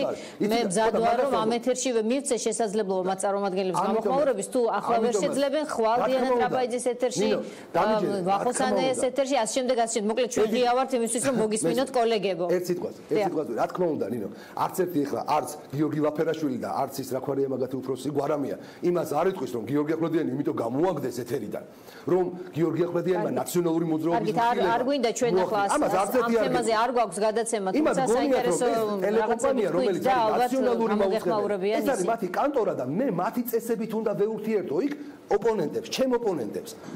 და იმას ვერ ხვდებიან რომ ჩემი პოლიტიკური საქმე არის როგორ გადავწყვეტ მე ვიკამათო ჩემს ოპონენტებთან და ეს არ არის მათი საქმე. მათი საქმე არის ამ შემთხვევაში ტელევიზიით ეს ყველაფერი მიაწოდონ საზოგადოებას და მე გადაცემა კი არ ჩაუშალემად როგორც ახლა ისტერიკაში ჩამივარდნენ იქ ბიჭები. არამედ გადაცემას ორჯერ მეტი რეიტინგი მოუტანე თუ ჟურნალისტურად დაინტერესებთ მაინდა-მაინც. მაგრამ სხვა რამეშია საქმე. მხილების ეშინიათ უკვე ძალიან სერიოზულად და ამოვიდა ყელში უკვე. ეს არის უნამუსობა. გიორგი, თქვენს მერე პატრიოტთა ალიანსი უნდა შემოვიდეს ეთერში, თქვენ მას უწოდებთ სატელიტ პარტიას, ოღონდ ისინი ბუნებრივია ამაში არ გეთანხმებიან. მაინტერესებს იმის მაგივრად რომ აი ამ რთულ ვითარებაში, როდესაც თქვენ ასეთ მძიმე რაღაცებს აღწერთ, ეძებდეთ კოორდინაციის შესაძლებლობებს სხვა ოპოზიციურ პარტიებთან, გამოდის რომ პრინციპში აი ხა ამ ეთერში თქვენ პოზიტივი არც ერთ სხვა პარტიაზე არ გითქვამთ. აი რა რეალობა იქნება ამით? ამ ბრძოლაში აი მინიმალური რაოდენობის პოლიტიკური ოპოზიციური პარტიები არიან ჩართულები. ლეიბორისტული პარტია, ხედავ ძალიან აქტიურობს გიორგი ვაშაძის პარტია. ეს ფაქტია, ხო? მაგრამ მე საზღვრავ ამ შემთხვევაში ძალიან კონკრეტული მაჩვენებლით. ვინ იბრძვის გაყალბების წინააღმდეგ და ვინ ახდენს კაპიტულანტურ, ასე ვთქვათ, შემგუებლურ. პატრიოტთა ალიანსი სხვათა შორის აპირებს ბრძოლას, როგორც მათ თქოს. დავინახავ დიდი სიამოვნები, თუ დავინახავ ამას, ვიქნები უბედნიერესი, თუ დავინახავ ამას. და უკან წაიღებ თქვენ სიტყვებს, რომ ეს ჯერჯერობით მე ჯერჯერობით ვერანაირი ბრძოლა ვერ დავინახე, მაგრამ აქამდე რაც იყო, სწორედ ძიება იმისა, რომ უნდა ვითანამშრომლოთ, ერთიანი მერობის კანდიდატი ვიპოვოთ, ერთიანი გაძლიერების ფორმატი მოვახერხოთ, ის მოვახერხოთ, რომ ამ ხელისუფლებას არ მივცეთ საშუალება, აი ესეთი რაღაცეები აკეთონ, აი ამ ყველაფერში სამწუხაროდ ვერანაირი პარტნიორობა ვერ დავინახეთ.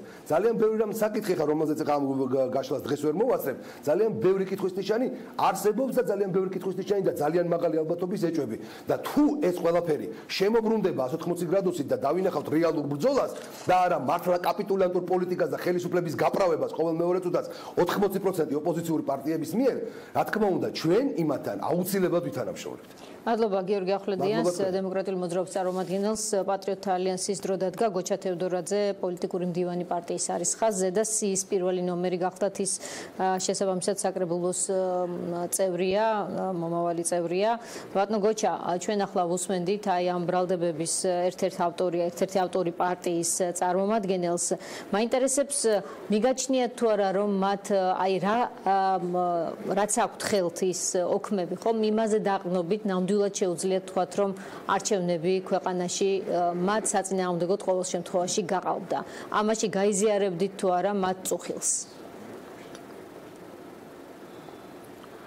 საღამომშვიდობისა, მე ვისმენდი ემოციურ გამოსვლას პარტიის ლიდერისას.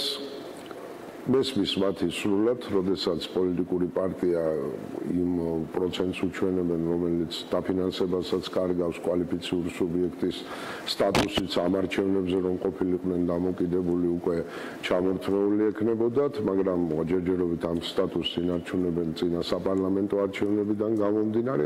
ამ დროს ესეთი ემოციური ფონი რომ მქონდეთ, ცხადია ჩემთვის და გასაგებიც არის ეს, მით უმეტეს, როდესაც ხელისუფლების მიერ არჩევნების ტოტალურად გაყალბება მოხდა, ხელისუფლებისგან არჩევნები გაყალბდა არა მხოლოდ არჩევნების დღეს, კენჭისყრის დღეს, არამედ წინა საარჩევნო პერიოდში, როდესაც ძალადობის მექანიზმები სრულად მოქმედებდა, ადმინისტრაციული რესურსის უხეში გამოყენებას ჰქონდა ადგილი, უკვე კენჭისყრის დღეს, როდესაც ჩვენ ნახეთ სიახლე არჩევნების გაყალბებისას, ზეწოლა ამომრჩეველზე თვითონ საარჩევნო უბანში, როდესაც კონტროლი მიდიოდა ყველა ამომრჩევლის აი ამ ეგრეთ წოდებული დამკვირვებლებით, რომლებიც რეგისტრატორების უკან იდგნენ და ყველა ამომრჩევლის მონაცემს აკონტროლებდნენ პირდაპირ და ფაქტობრივად დაშინება და ზეწოლა მიმდინარეობდა ყველა ამომრჩევლის. ასეთი არჩევნები საქართველოში ჯერ არ ჩატარებულა, ამიტომ ცხადია, რომ ყველა ოპოზიციური პარტიისთვის ეს იყო გარკვეულწილად სავალალო შედეგის მომტანი, ასეთი არჩევნების ჩატარება, თუ არ ჩავთვლით იმ პოლიტიკურ ძალას, რომელიც ნაციონალურ მოძრაობა ისევ, მაგრამ სხვა სახეცვლილებით გვევლინება, რომელიც თვითონ რეალურად შექმნილია ხელისუფლების მიერ, კონკრეტულად პრემიერ-მინისტრის მიერ, მისი ინიციატივით და დღეს ხელისუფლებას ასეთი პოლიტიკური ძალის წარმოჩენა ძირითად ოპოზიციურ ძალად აწყობს, იმიტომ რომ ნაციონალური მოძრაობის მოღვაწეობის, ძალადობრივი მოღვაწეობის ისევ 9 წლიანი პერიოდი ქართულ ხალხს წინა აქვს და ადვილია ქართული ოცნებისათვის, როდესაც ოპონირების რეჟიმში ყავთ ასეთი ნაციონალური მოძრაობა. ბატონო გოჩა, ნახეთ, თქვენ ბურჯანაძის პარტია გიწოდებთ სატელიტს, თქვენ ევროპულ საქართველოს უწოდებთ სატელიტს. ძალიან მძიმე გარემოა შექმნილი უნდობლობის მთელს ოპოზიციურ სივრცეში. რა გამოსავალი არსებობს აქ იმისთვის, რომ აი რა პრობლემებიც ახლა თქვენ ჩამოთვალეთ, რომ თან ახლდა არჩევნებს, ეს შემდეგ არჩევნებამდე მოგვარდეს. რა უნდა გააკეთოს ასეთმა დაშლილმა ოპოზიციამ, რომელსაც მინიმალური ნდობაც კი არ აქვს ერთმანეთის, რომ მიუხედავად ხანდახან ერთნაირი ხედვებისა ძალიან ფუნდამენტურ საკითხებზე, საიმისოთ რომ რაიმე შეცვალოს. აი რატომ უნდა გამოყვეთ ამის შემდეგ უკვე ამორჩეველი ასეთ დაქუცმაცებულებს, რომლებიც ვერ აგვარებთ რეალურად იმას, ამდენი პარტია რომ თქვათ ასეთი განუკითხაობა, როგორც თქვენ აღწერთ, არ იყოს უბნებზე არჩევნების დროს. ასეთი განუკითხაობა უბნებზე რომ არ იყოს, ამის მოგვარება ძნელია იმ პირობებში, როდესაც ჩვენ ვხედავთ, რომ ქართული ოცნება სახელმწიფო ძალა დომინანტი არის სრულად საარჩევნო ადმინისტრაციებში, როდესაც ქართული ოცნება ერთადერთი პოლიტიკური ძალა, ვისაც ყავს შემომწირველი და ვისაც აქვს დაფინანსება, რეალური დაფინანსება და ხდება მასობრივად წინა საარჩევნო ამორჩევლის მოსყიდვა, მათზე ზეწოლის მექანიზმები, ყველაფერი მას გააჩნია. ამავდროულად ადმინისტრაციული რესურსის გამოყენება ქვეყანაში, როდესაც ფაქტობრივად ლეგალიზებულია და ჩვენ ვიყავით და ვართ ერთადერთი პოლიტიკური ძალა, რომელიც 2015 წლიდან საგარეჯოს არჩევნების, შუალედური არჩევნების ტოტალურად გაყალბება რომ მოხდა ქართული ოცნების მიერ, მას შემდეგ ვაცხადებთ და საკანონმდებლო ინიციატივად შევიტანეთ კანონპროექტიც პარლამენტში იმისათვის, რომ ადმინისტრაციული რესურსის უხეშად გამოყენება ჩათვლილიყო სისხლის სამართლის დანაშაულად და დასჯილიყო სისხლის სამართლის წესით და არა ისე როგორც ეხლა არის ადმინისტრაციული წესით. ამ პირობებში ჩვენ ვღებულებთ რას? ვინც არის ასეთი ადმინისტრაციული სამართალდამღები, რომელსაც აი გამგებელს, რწმუნებულს სხვადასხვა საჯარო მოხელეს, ვისაც ზემდგომი ავალებს იმას, რომ ხმებით მანიპულირება მოახდინოს წინა საარჩევნო პერიოდში თუ არჩევნების დღეს გააყალბოს ამა თუ იმ უბანზე არჩევნები, ამ ადამიანის წინაშე დგას ასეთი ალტერნატივა. ან დაკარგავს სამსახურს თუ არ შეასრულებს ასეთ დავალებას, წინააღმდეგ შემთხვევაში ყველაზე დიდი თუ ოპოზიცია ასეთ დანაშაულზე წაასწრებს, შეიძლება კონდეს 2000 ლარიანი ჯარიმა. 2000 ლარი მისთვის ერთი თვის სარგოა, სახელმწიფო განაკვეთი არის ერთი თვის და ურჩევნია ერთი თვის ხელფასი გადაიხადოს ჯარიმად, თუ წაასწრებენ, ვიდრე დაკარგოს სამსახური. მაშინ, როდესაც ასეთი ქმედება დასჯადი იქნება სისხლის სამართლის წესით, უკვე ამ ადამიანის წინაშე იქნება ალტერნატივა. პატიმრობა თუ სამსახურის დაკარგვა და ამ დროს ადამიანი ფიქრობს უკვე დაკარგოს სამსახური თუ ურჩევნია პატიმრობა. აი ეს იქნება გამოსავალი, რომ საკანონმდებლო ცვლილება განხორციელდეს. ერთ-ერთი გამოსავალი, რა თქმა უნდა, ის იქნება გამოსავალი, რომ უკან წაიღოს ხელისუფლება მის მიერ შეცვლილი, ერთპიროვნულად შეცვლილი საარჩევნო კოდექსი, სადაც სრული კონტროლი აქვს საარჩევნო ადმინისტრაციაზე, კანონმდებლობა გასწორდეს იმ კუთხით, რომ არ შეიძლებოდეს პარტიების მიერ არათანაბარი დაფინანსების მოპოვება და ყველა პოლიტიკურ ძალას თანაბარი საშუალება უნდა მიეცეს, ეს იქნება ფინანსური, სარეკლამო თუ სხვა და სხვა, იმ კუთხით, რომ წინა საარჩევნო კამპანია წარმართოს ღიად, გამჭვირვალედ და თავისუფლად თანაბარ პირობებში, აი ეს იქნება ის გასატარებელი ღონისძიებები, რომელთაც შეიძლება ასე თუ ისე არჩევნები უფრო თავისუფალი, გამჭვირვალე და დემოკრატიული გავხადოთ. თქვენ ჩემგან არ ისმენთ ალბათ, რომ ამაზე ვისაუბრეთ კიდევაც უკვე, რომ სატელიტი პარტიის იმიჯი გაქვთ კონკრეტულ პოლიტიკურ ძალებში, რითი ფიქრობთ ამ ეჭვის გაფანტვას? ეს ალბათ თქვენი ერთ-ერთი ამოცანა იქნება ტაქტიკური თვალსაზრისით, რომ ეს ამოცანა, ეს ეჭვები თქვენს მიმართ გაფანტოთ. თუნდაც შესაძლოა იმ პოლიტიკური ძალების მხრიდან, რომლებსაც თქვენ პატივს არ სცემთ, რომელიც მიგაჩნიათ, რომ ამორჩევლის თქვათ ხარდაჭერით ნაკლებად სარგებლობს, მაგრამ მაინც სასიამოვნო არ არის, როდესაც ამას ამბობენ. ფიქრობთ თუ არა, რომ ეს გასაბათილებელი გაქვთ? რა თქმა უნდა ეს სასურველი არ არის, მაგრამ მე მოსმის ის ემოციური ფონი და ამაზე გადაცემის დასაწყისში ვისაუბრე, რაც აი ამ პოლიტიკურ ძალებში არის ახლა ის ემოცია, რომელიც მათში ჭარბობს. მე მინდა გითხრათ ორიოდე სიტყვით. პოლიტიკური ძალა, რომლის გენერალურ მდივანს 3%-ს უწერენ მერის არჩევნებზე, მაშინ როდესაც საარჩევნო სუბიექტად საქართველოს პატრიოტთა ალიანსი დარეგისტრირებულია შემდეგი სახელწოდებით. ირმა ინაშვილი თანხმოურებს საქართველოს პატრიოტთა ალიანსი. ესე იგი ფაქტობრივად საარჩევნო სუბიექტს ირმა ინაშვილი ქვია და ამ დროს ირმა ინაშვილი ღებულობს პირველად ირმა ინაშვილი იმის ნახევარ-ხმას, რასაც საარჩევნო სუბიექტი ღებულობს და თან საუბრობთ იმაზე, რომ ვინმე სატელიტია, ხელისუფლების სატელიტია, ეს თავისთავად ცხადია მცდარია.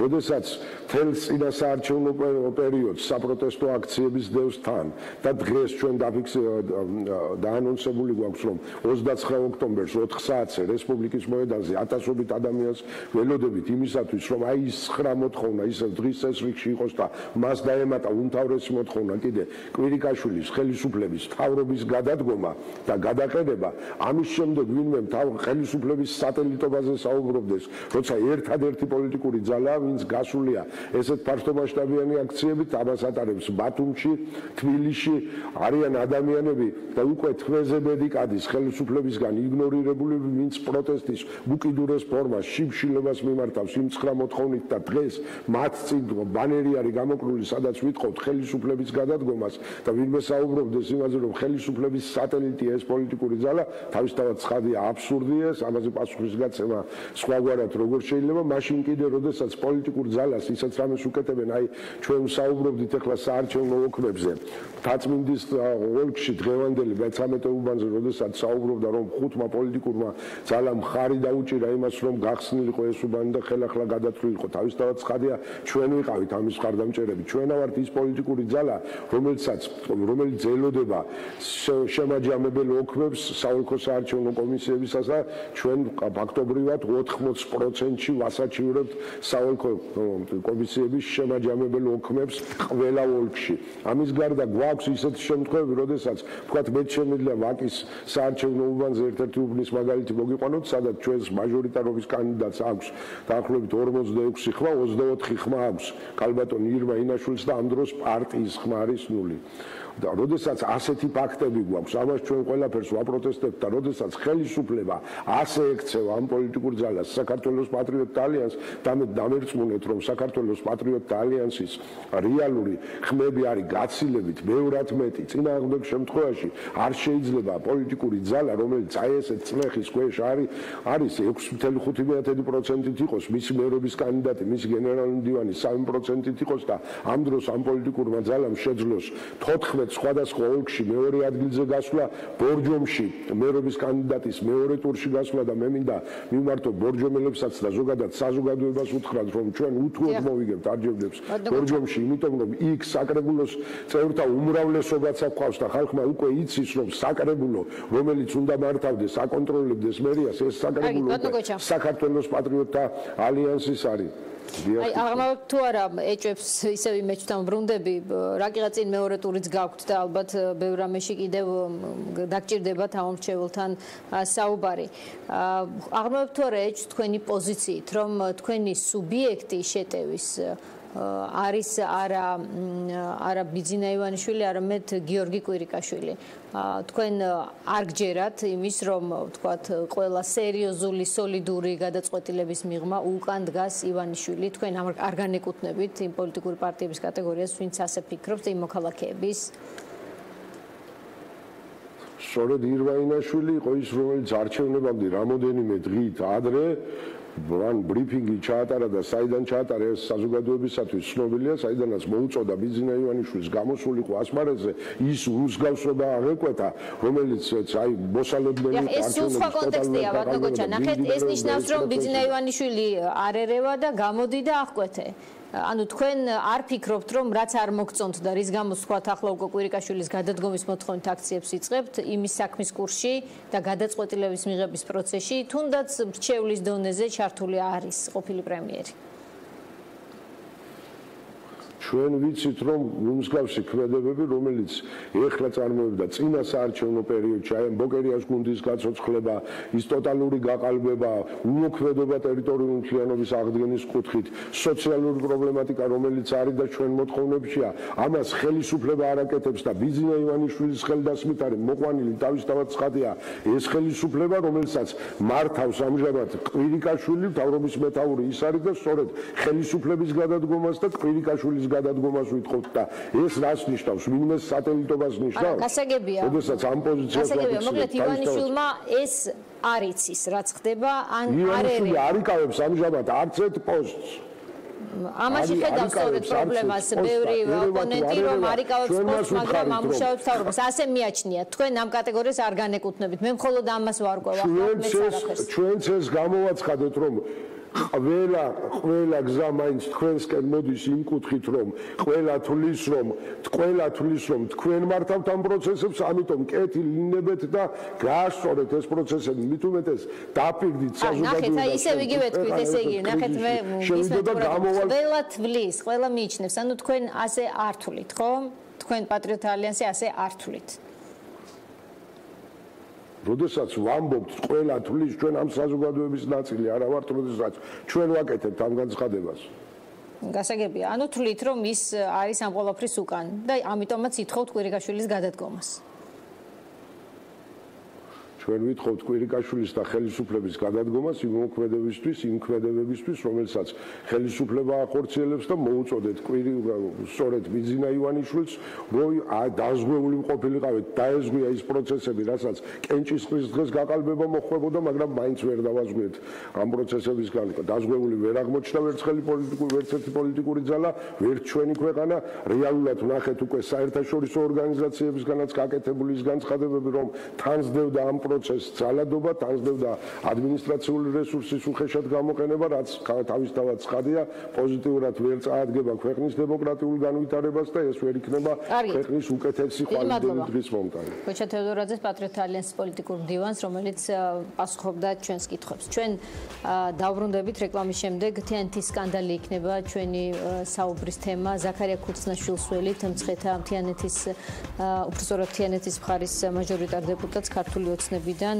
და ნახავთ რა განწყობა აქვს მას იმის შემდეგ რაც თამაზ მეჭიაური გახდა თიანეთის მერი.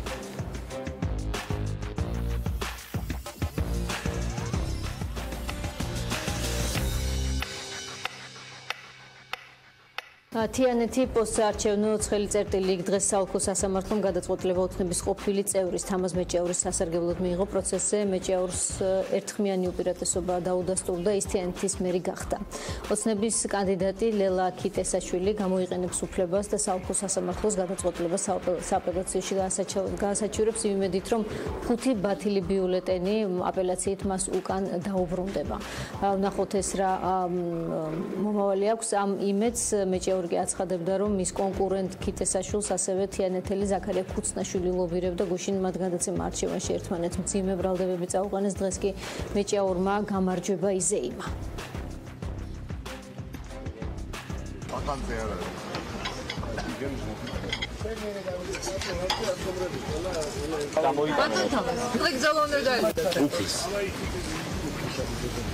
ყველაფერი იქცევა.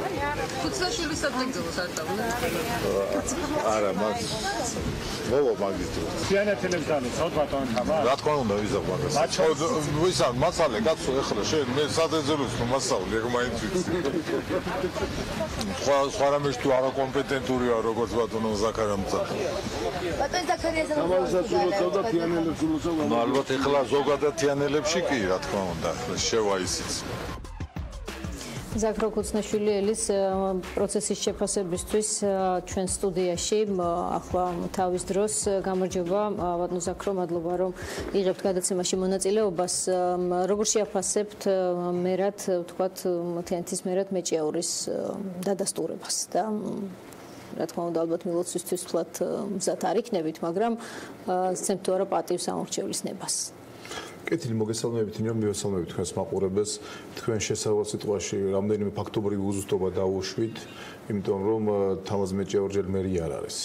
შესაბამისად ჯერ სამართლებრივი პროცედურებიც არ გაუვლია, სასამართლო განხილვებს გულისხმობ, ისე როგორც წინ არის შემაჯამებელი სტომის ოქმის შედგენა, რომელიც ასევე ეყრდნობა იმ საჩივარ განცხადებების განხილვას და პრეტენზიებს, რომელიც არსებობს, ასე რომ თქვენ ძალიან წინ წახვედით და მეჭიაურის საზოგადოების ნაწილი გახდით ამ უნებლიე შეცდომის გამო.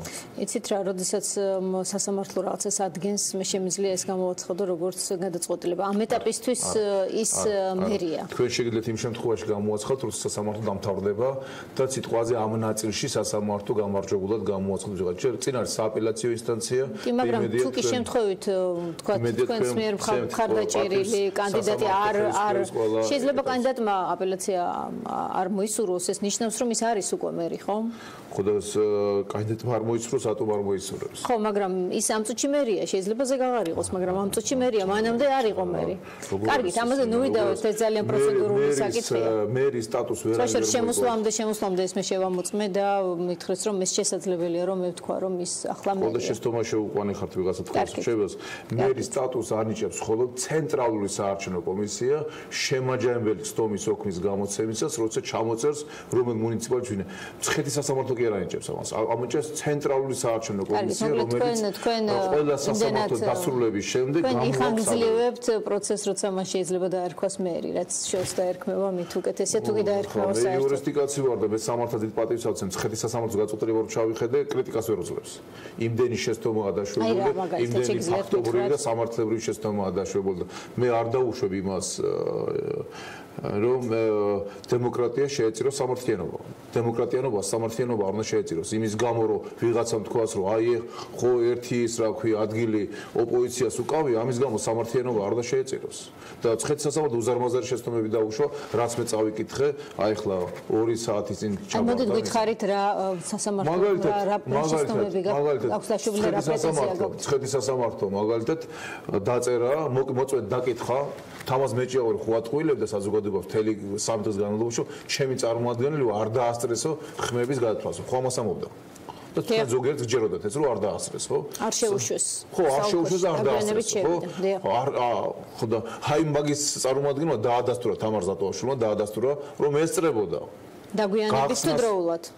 ნინო, ესწრებოდა გახსნასაც და დათვლასაც.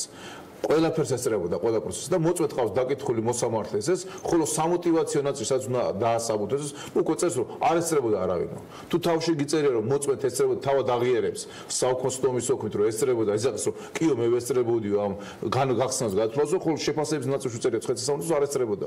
თქვენ გინდა თქვათ რომ მცხეთის სასამართლომ პოლიტიკური გადაწყვეტილება მიიღო დღეს? ვერ გეტყვით, მაგრამ მე ვამბობ რომ დემოკრატიანობას სამართლიანობა არ უნდა შეეწიროს, იმიტომ რომ მე იურისტი ვარ, სამართლიანობა არის უზენაესი ღირებულება და იმის გამო რომ ვიღაცას ასიამოვნო და გაუგორო კოჭი, ამას არ უნდა შეეწიროს სამართლიანობა. თქვენ გინდა თქვათ რომ ხელისუფლება ჩაერთო ამ არჩევნებში, ამ არჩევნების პროცესში და მცხეთის სასამართლომ მიიღო არასწორი გადაწყვეტილება დემოკრატიის ეგიდით სამართლის გათვალისწინების გარეშე. მცხეთის სასამართლომ მიიღო არასწორი გადაწყვეტილება და თქვენ ამას ნახავთ რომ დავასაბუთებთ, იმიტომ რომ იქ არის იმდენი შეცდომები ფაქტობრივიც და სამართლებრივიც. მაგალითად, შემდეგი შეცდომა შემიძლია მოგახსენოთ, რომ მცხეთის სასამართლო ამბობს, რომ თიანეთის საოლქო კომისიას უნდა პროცედურები უნდა დაეცვაო და შეემოწმებიაო ჩანაწერთა წიგნშიო, საუბნო კომისიის ჩანაწერთა წიგნში რამე საჩივარი ხომ არ ყოფილა. ამ დროს პროცედურულ წესებს საპროცესო სამართალში მხოლოდ იმ შემთხვევაში აქვს ფასი, პროცედურულ წესებს თუ ის არსებით გავლენას ახდენს შედეგებზე. მაგრამ თუ შედეგებზე ეს გავლენას ვერ ახდენს, მაშინ მას არანაირი ფასი არ აქვს. საპროცესო სამართალში ეს პრინციპია აღიარებული. და როცა ხედავ, რომ 5 ბიულეტინი შეცურებულია, რა ქვია, ბათილ ბიულეტინებში და ლელა კიტესაშვილი მე-20 უბნის გარეშე 19 ხმით თუ 20 ხმით არ ვიცი რამდენი ხმით უგებს ამ რა ქვია ვაჟბატონს, მაშინ რაღაცებს საუბრობთ. რაღაცებს საუბრობთ. ეს მისას რომ ეგრე არ არის, რომ თქვენ დასვათ ბეჭედი აქ და გამოაცხადეთ რა ქვია თიანეთის მერად სტუდიაში. თიანეთის მერი ის გახდა იმ ოქმის აღიარებით ამ ეტაპისთვის, რომელიც დააბრუნა ძალაში, ცენტრალური საარჩევნო კომისიის ოქმით ხდება ეს ყველაფერი შემაჯამებელი ოქმით და არა მცხეთის სასამართლო გადაწყვეტილებიდან. ამ ეტაპისთვის მეჭეური არის გამარჯვებული იმ გადაწყვეტილების საფუძველზე, რომელიც მიღებულია. სანამ ამ ნაწილში დავა არ დასრულდება სასამართლოში, ბათილი ბიულეტინების ნაწილში. მე დამჭირდება ვინმეს დაცვა აქვთ უმეტეს ბათილი მეჭია არ არის პრობლემა, უბრალოდ მაშინ მე თქვენ დაგისვამთ. სამართალი სხვანაირ წერია, რომ სამ არ დამთავრდება ეს პროცედურები. ბატონო ზაქარია, არის ასეთი კითხვა, რომ ეს ოლქი არის ერთადერთი, სადაც კითხვის ნიშნის ქვეშ დადგა ქართული ოცნების წარმომადგენლის გამარჯვება. ეს რა მასშტაბის მარცხია თქვენთვის, როგორც ამ კუთხის მაჟორიტარი დეპუტატისთვის? რა მასშტაბის მარცხში რას გულისხმობთ? აი სწორედ იმას, რომ ყველგან მოიგო ოცნება კითხვის ნიშნების გარეშე და აქ კითხვის ნიშანი არის ძალიან დიდი და თქვენ სახელთან არის დაკავშირებული. რა კითხვის ნიშანია? თიანეთის სკანდალში კითხვის ნიშანი არ არის? ხო, რა კითხვის ნიშანი იქნება გახსნათ ფრჩხილები? კითხვის ნიშანი არის ის, რომ ერეოდა თუ არა, ვთქვათ, მაჟორიტარობის კანდიდატი ამ კონკრეტულ ამბებში, ერთი კითხვის ნიშანი. კონკრეტულად რომელ ამბებში? რა ამბებში ერეოდა? არჩევნების პროცესში. არჩევნების პროცესში, კაცო, ვერეუდი კი არა. ჩემ კანდიდატებს ხარდამჭერი ვიყავი და დავშევი ბოლომდე. რას ქვია? მან რა არის? არალეგიტიმური ან მან საკითხვის ნიშნო რა არის, რომ ესე იგი მე ჩემ კანდიდატებს არ გადასწორდა თუ არა უქმები, ის ხალხი ბიულეტენები სადმე შეცურდა თუ არა, ვინმეს გადაეცა, ეხლა თქვენ ფიქრობთ, რომ საუბნე კომისიაში ზის ზაქარია ქუცნაშვილი? არა, მაგრამ თავისი გავლენები. ზაქარია ქუცნაშვილი და ზის და ბიულეტენებში ცურებთან დაკავებული, მაგას ეგ არ თქვენ ვერ იქნება უბრალოდ იქ, მაგრამ ის წარმომადგენელი ხო შეიძლება იყოს ხო მიქ? ასე ამბობს ჩემი წარმომადგენელი აყალბებს ჩემს სასარგებლოდ? თქვენი ინტერესის სასარგებლოდ. რომელი და რაში გამოიხატება? აი რაში, რომელი და რაში გამოიხატება? სასამართლოს გადაწყვეტილებით დღეს დადასტურდა, რომ ის 5 ბიულეტენი არ იყო.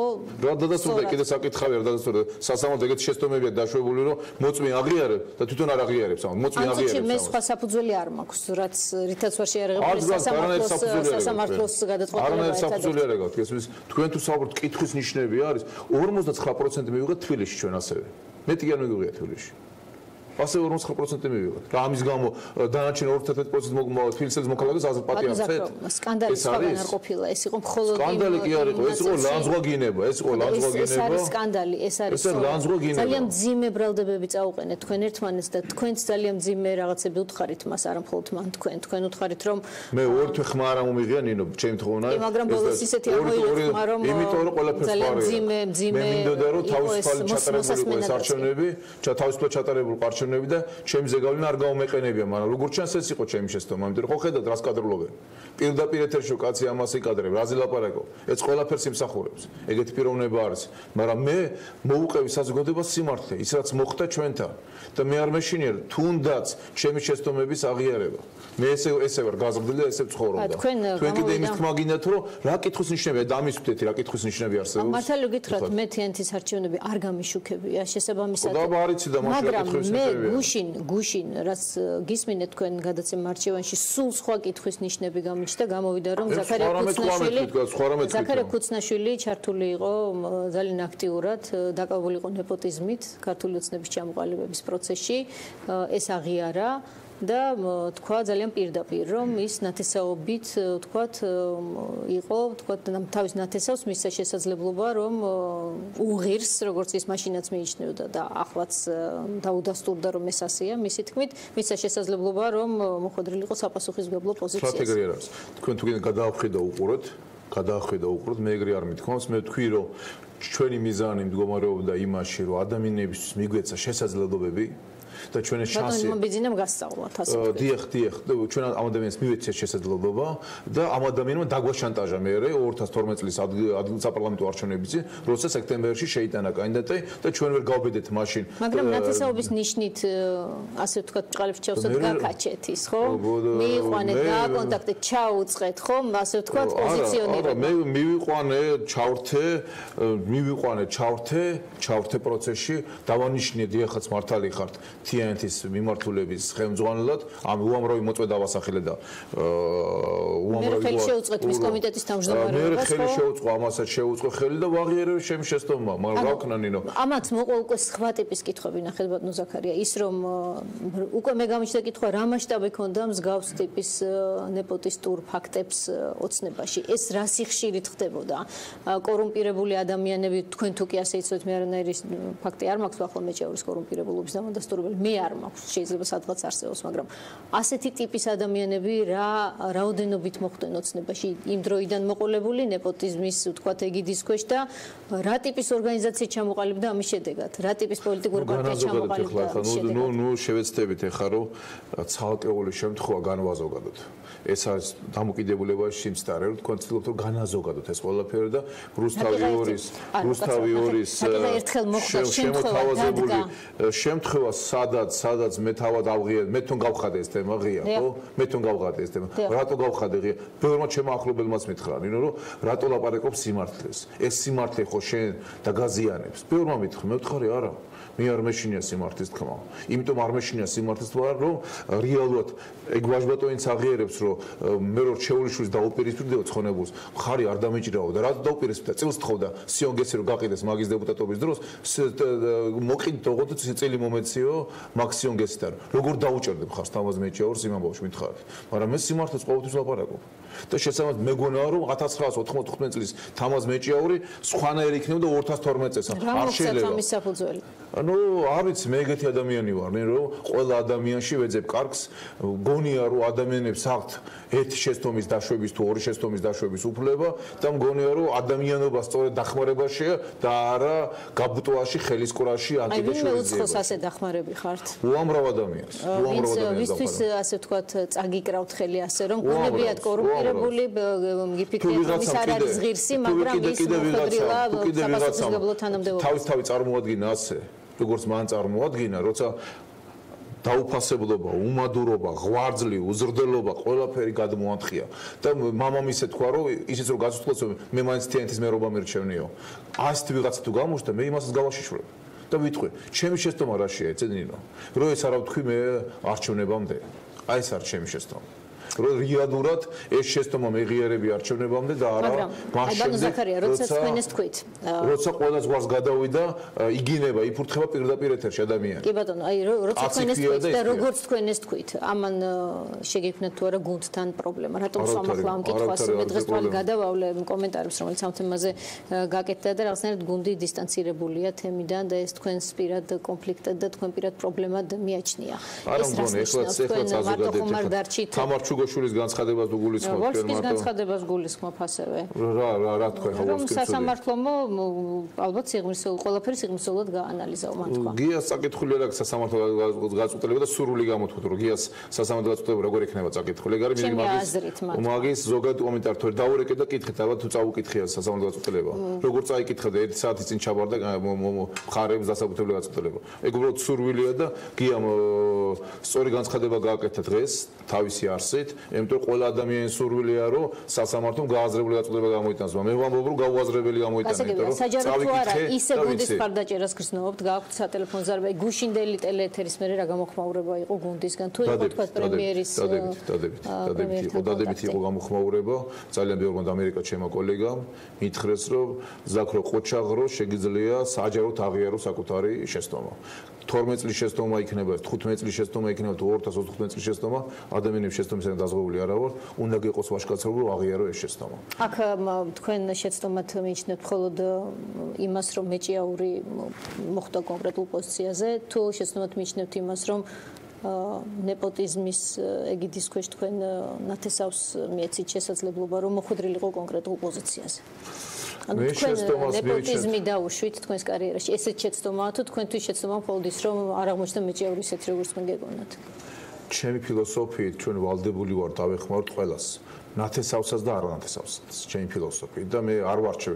ერთმანეთსგან ნათესავებს და არანათესავებს ყველას ვეხმარები უამრავი ადამიანი მოვიყვანე უამრავი ადამიანი დავასაქმე და უამრავი ადამიანი სხვა მიმართულებით წარმატებული და ჩემი ნათესავები მე ამ კუთხით არ ვანსხვავებ რომ აი არანათესავებს დაეხმარე და ნათესავები გვერდზე დატოვე მე ამ კუთხით არ ვანსხვავებ ადამიანებს მე მოვაჩვენე რომ ჩვენი ვალდებულება ყველას დავეხმაროთ განსხვავება და დაჩაგვრა მდგომარეობს ნეპოტიზმი მდგომარეობს იმაში რომ ვიღაცას უპრეტესობას მიაენჭა ჩემი შეცდომა სხვა რამეში მდგომარეობს. არა იმაში რომ დავეხმარე. შეცდომა მდგომარეობს იმაში რომ დავიჯერე რომ ამ წარსულის მქონე ადამიანი გამოსწორდებოდა. არა, უბრალოდ როცა გისმენთ თქვენ როდესაც ყვებოდით იქიდან დაიწყეთ მოყოლა რომ თქვენი ნათესავია კონკრეტული ხაზით ხომ აღარ მახსოვს ახლა დედის ხაზით, მამის ხაზით როგორც არის. აქედან დაიწყეთ მოყოლა რომ ჩვენ ესეთი ნაცნობობა გვაკავშირებს და ამის შემდეგ ის რაც თქვენ როგორც თქვით გალოთ და იყო კორუმპირებული წარსულიც მაინც მე მივიყვანე ოცნებაში. სწორედ ამიტომ ჩდება ნეპოტიზმთან დაკავშირებით კითხვა.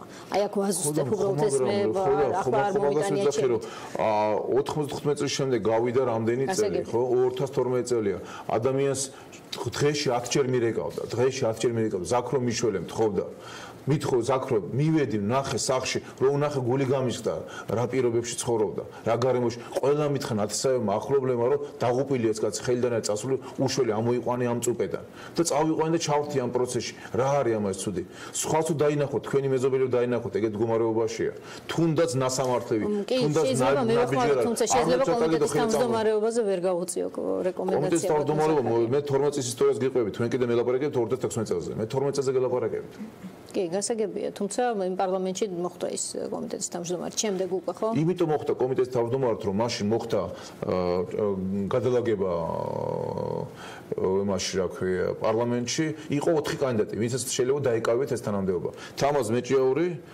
ნანა ყეინიშვილი რა ქვია ნოდა რებანოიძე და კიდე პაჰატა კვიჟინაძე ამ ორმა ნოდა რებანოიძე და პაჰატა კვიჟინაძემ უარი თქვეს კომიტეტის თავმჯდომარეო დარჩა ნანა ყეინიშვილი თამაზ მეჭიაური აი ეს ორი კაცი დარჩა რატო რომ ფინანსისტი უნდა ყოფილი იყავი და საფინანსო ფორმალურ განათლება მაინც უნდა ქონოდა აი ეს სიტუაცია იყო და თუ არ გეკითხეთ მე რომ მოწვევს პარლამენტს ეს 4 კანდიდატი იხილებოდა მაშინ სხვაგან ერთმა უარი თქვა ნოდარი არა თქვენ თვითონ თქვით რომ ამ პროცესში მივიხმარეო დიახ ამაში მივიხმარე თქვი რატო თქვი ნინო იმიტომ თქვი რომ თიანეთში ვიღაცები რომ გააბრიყვა ჩემზე ლანძღვის გინდა ტყუილებს ლაპარაკობ რომ 10 და 100 ჰექტარი აქვს თიანეთში ნაყიდი ერთ დოკუმენტი მანახავს მეთქი იმას არ მიაქცეთ ყურადღება რო თქვი გესმის არა აი ეს კიდე ცალკე თემა იქ ფოსტის შენობაზე საუბარი ეს ცალკე გადაცემის თემა ალბათ იქ რომ 1995 ლარად აქვს ნაყიდი ზაქრო ქუცნაშვილს თქვა ფოსტის შენობა რომელიც გაცილებით ძვირი ღირს ალბათ იქ თქვენ ძმაზე არის ბევრი ინფორმაცია ნინო რას ლაპარაკობთ ახლა სტუდია მონიტორის გამოძიება თუ გაქვთ სტუდია მონიტორის გამოძიებაში რა არის ცუდი რომ ქართველი კაცი თქვენი ძმა იქნება, ჩემი ძმა იქნება, თქვენი ძმა ცდილობს რომ შექმნას გლობალური კონკურენტული პროდუქცია და იმპორტი ჩაანაცვლოს, რომ ფული არ გადიოდეს უცხოეთში. თქვენ ამაში ვერაფერს ვერ ხედავთ პრობლემას, რაც იმ გამოძიებაში მე ხო უბრალოდ გამიჭირდება აქ დეტალების მოყოლა, იმიტომ რომ ამის დრო არ არის რას ხედავ პრობლემას, რომ ქართული პროდუქცია შეიქმნას მაგაში დავინახო პროდუქცია და ქართული ეკონომიკა გადაეცა ერთ ლარად რუსთავში კონკრეტული მას კი არა იმ კომპანიას გადაეცა, რომელ კომპანიაში ცენზურას კონკურენტული მანამდე, ხო? ცირეწელი. ახალი პროდუქცია, ბაზალტის ბოჭკოვანი არმატურა ისა სულ ახლა შექმნილმა კომპანიამ მიიღო ერთ ლარად საკმაოდ დიდი ფართობი, შემდეგ ვერ შეასრულა თავისი დაპირება. ვერ შეასრულა პირობა. მიიღო ჯარიმა და მოეცნა ჯარიმა. არ გიყურებია გეხვეწები გადაცემა არ გინახი. კაცი დგას ქარხანაში, აშენებული ქარხანა პროდუქციას უშვებს, გიხაროდე და უკრაინული არმატურა და ირანული არმატურა გინდათ რომ ყიდოთ ქართულ ბაზარზე? საერთოდ არ ვიცი. უკრაინაში უკრაინელები გამამდიდრო და ირანელები გამამდიდრო. ეს გინდათ თუ ქართული პროდუქცია იწარმოებდა. ეს არის ჭეშმარიტი არტურა მაინტერესებს რომელი არის თემა, ნინო, არის თემა და რა თქვენს იმას იმეორებდა. მე ვიმეორებ, გიმეორებ, თქვენ შეგიძლიათ პასუხი გამცეთ. ერთ ლარად მიიღო თუ არა მიწა? ნინო, ერთ ლარად კი არა. ვერ შეასრულა თავის ინვესტიციურ ვალდებულება, ერთ წელიწადში მიიღო ჯარიმა და ეს ჯარიმა ჩამოაკლო პრემიერ-მინისტრმა. აქ არის ეჭვი რომ ეს იმიტომ ხომ არ მომხდარა, ერთ ლარად არ არის ადვილი მიწის მიღება, რომ ის ზაქარია ქუცნაშვილის ძმა. თქვენ დარჩით თქვენებთან ერთად კი ბატონო. კარგით, მოკლედ ამას ჩვენ ახლა ვერ მოვასწრებთ ფინალზე, მინდა გითხოთ ფინალში ვართ უკვე, გუნდი ქართული პროდუქციის შექმნა წინდეთ, საექსპორტო პროდუქციის შექმნა წინდეთ, ქარხანას უჩვენებს ჟურნალისტი, ჩანს როგორ უშვებს ეს ბოჭკოვანი არმატურა და უკრაინული და ირანული არმატურა უჩვენებს. სულ სხვა თემაზე მელაპარაკებით. რა თემაზე გელაპარაკებით? მე ახლა არმატურაზე ხომ არ გელაპარაკებით. მე გელაპარაკებით. როგორ მიხვედით არმატურამდე? მაგას ეხება რომ ის მიწა ის ქართული ბოჭკოვანი ალმატურა რო გამოვიდეს ბაზალტის ბოჭკოვანი ალმატურა იმიტომ უნდა თორე რა თუნდა ჩემს სახლი ააშენა იქ თუ აგრაკი ააშენა კი ბატონო და მის პარტნიორებს მართ ჩემს მის კი არის 60,000 კვადრატის მიღება რუსთავში გამოუცდელი კომპანიისთვის ერთ ლარად არის თუ არა კითხვის ნიშნების გამჩენი და აქვს თუ არა საფუძველი კონკრეტულ ჟურნალისტს რომ გაყვეს თუ საქმეს გააკეთებენ და გამოუშვებენ იმ პროდუქციას ფოთის პორტში უკვე ძალიან ბევრი ტერმინალი დაიგო მაგ ალმატურის ხარჯზე იცით? რამაც სამჯერ 4-ჯერ გაუიაფა. სამჯერ 4-ჯერ გაუიაფარა შენებლებს. ჯერა, აქ სხვა თემაზე საუბარი. რა სხვა თემაზე ლაპარაკობთ, კაცო? მიზანი ამ შემთხვევაში არის ქართული პროდუქციის შექმნა. ქართული პროდუქციის შექმნას უნდა ემსახურებოდეს ქართული ფილმს, ქართული ბიზნესი და ქართული მთავრობაც. ქართული ბიზნესის შექმნას უნდა ემსახურებოდეს. აქ როგორ შეიძლება მიზანი ჩათვალოთ არაპატიოსნად? ეს პროგრამა სწორედ მაგიტომ არის, რომ ხელი შეუწყოს ნინო ქართულ ბიზნესს. იაფის ეცხების პროგრამას მაგიტოა და ეს დახმარების პროგრამას მაგიტოა, რომ შეუწყოს და რა არის ამას ცუდი? მაგიტოა ეს პროგრამა. მაყურებელმა განსაჯოს ახლა რამდენად იოლია, მით უმეტეს ვინც ამ თემით დაინტერესებული, ერთლარად მიწის ყიდვა გამოუცდელი ახლად შექმნილი კომპანიის, რომელსაც მსგავსი გამოცდილება არ აქვს. და რომელსაც წაბზენ და ნახეთ, აბა თუ არ არის ქარხანა. წაბზე თუ არ შეძლება ალმატურას ნახეთ. თუმცა ფაქტია, რომ საინვესტიციო ვალდებულება პირველ წელს ვერ შეასრულა, არა სახში მიწას როგორ წაიღო. და სახლი ააშენა თუ რა ააშენა, წაბზენით ნახეთ აბა. სავარაუდოდ არსებობს ქარხანა, მუშაობს ქარხანა. უშვებს თუ არა ქართულ ახალი თაობის პროდუქციას, რომელიც ეკოლოგიურად სუფთა, საინვესტიციო ვალდებულების დარღვევის გამო ჯარება, რომელიც ჩამოეწევა. ქართულია და ამცირებს იმპორტის უარყოფით ბალანსს. გასაგებია. ქართული ეკონომიკას ყველას გაუხარდება, დარწმუნებული ვარ, თუ კი ერთი კონკრეტული მოქალაქე. კარგი ხარეთ, წყენთ ყველას ამ ჟურნალისტებს ისე რომ გაკვირდებით ზოგიერთს. თავარს კი არ ეძებთ. მაპატიე და იმას ეძებთ, რომ რატო შეუწყეს ხელი? გესმის, ზაქროს გამო შეუწყეს ხელი. ეს თემა ზაქროს გამო შეუწყეს კი არა, შენი ძმა იქნება, ჩემი ძმა იქნება თუ აი ამ შენი ოპერატორის ძმა იქნება, ყველას უნდა შეუწყოთ ხელი, ვინ პატრიოტულ საქმეს გააკეთე. შენი ძმა იქნება, ჩემი ძმა იქნება თუ თამაზ მეჭიაური იქნება, ყველას უნდა შეუშაოთ ხელი, ვინც ქვეყანას დაღუპავს. ყველას უნდა შეუშაოთ. აი გლოკით და არა ისე რომ იმას ხელი შეღავათი არ კონდეს თქვენ ძმას და პრობლემა არ კონდეს ამის გამო ჩემ ძმას. აქ ამაზეა საუბარი. რატო შენ ძმას ჩემი ძმა არ დაიჩაგროს იმის გამო რომ თქვენ ძმას აქვს უფრო მეტი ზურგი. ჩემმა ოჯახმა ვის ოჯახს შეუქმნა პრობლემა მითხარი. კარგით, ბატონო ზაქრო, ეს თემა არის, რომელიც თქვენ ასე მიგაჩნიათ, რომ პრობლემას არ ქნის. ვერასაბუთებთ. ამბობთ ისა, რა ქვია, რატო შეიქმნა? იმიტომ გადაეცა, რომ შექმნილი იყო და შეიქმნა ეს პროდუქცია და კარგია თუ ცუდია, რომ შეიქმნა პროდუქცია. კარგით, მაყურებელმა განსაჯოს. გლობალური კონკურენტობის პროდუქცია შეიქმნა. გერმანიაში იყიდება და ძალიან საინტერესო პროდუქცია. ეკოლოგიურად სუფთა, იაფია, მდგრადია და ელასტიურია. ორჯერ სამჯერ აიაფებს შენებლობას და მიწას კიდე არ აბინძურებს და რა არის ამას ცუდი. თუ ირანში ვზიდოთ ქართული ლარები და იმაში უკრაინაში და რუსეთში კიდე. ეს ცოტა პოპულისტური თემაა ბატონო ზაქარია. პოპულისტური კი არა, ეგრეა. ეს ახლა სხვა თემაზე, სხვა რაკურსით, სხვა იმით მიდიხარ. შენებლობის სფეროს ნაკლებად იცნობთ ეს ჟურნალისტი ბრძანდები და შენებლობა. რა შუაშია შენებლობის სფეროს ცოდნა? რა სფეროსაც ვიცნობ იმაზე გიკითხები. ხარჯავთ ჩვენი მოსახლეობა და ტურისტების გამოყვებაში და 15 მილიონიდან 10 მილიარდი მიდის უცხოეთში და შენებლობაში ხარჯავთ 100 მილიარდზე მეტს და 100 მილიონიდან 90 მილიარდზე მეტი მიდის უცხოეთში. თუ არ შევამცირეთ ეს, როგორ გვინდა ქართული ეკონომიკის ფეხს დაყენება? კარგით. მოკლედ გავიაროთ ჩვენ ეს თემა, ვინაიდან ჩვენ არ გვაქვს ამისთვის დრო, რომ დეტალებში შევიდეთ კიდევ, ვინაიდან დრო პრაქტიკულად აღარ გვჭირდება. ფინალში მინდა ვიკითხო, სხვა შორის სოციალურ ქსელში წავიკითხე, ამოვიკითხე არაერთი მოწოდება ქართული ოცნების მისამართით, რომ ხომ არ შეელეოდით ზაქარია ქუცნაშვილს იმის გამო, რაც მოხდა. როგორ ფიქრობთ, შეიძლება თუ არა დაისვას ასე საკითხი? მე ანონიმურ განცხადებებს არ პასუხობ. სოციალურ ქსელები როგორც წესი იქცა ანონიმური განცხადებების გავრცელების ადგილად. ასე რომ ეს განწყობა არის შეგინიშნავთ? რა განწყობა? პარტიის მხრიდან რომ თქვენ რაღაც უხერხულობას ჩააყენეთ ის თქვენი გუშინდელი თქვა დებატის გამო.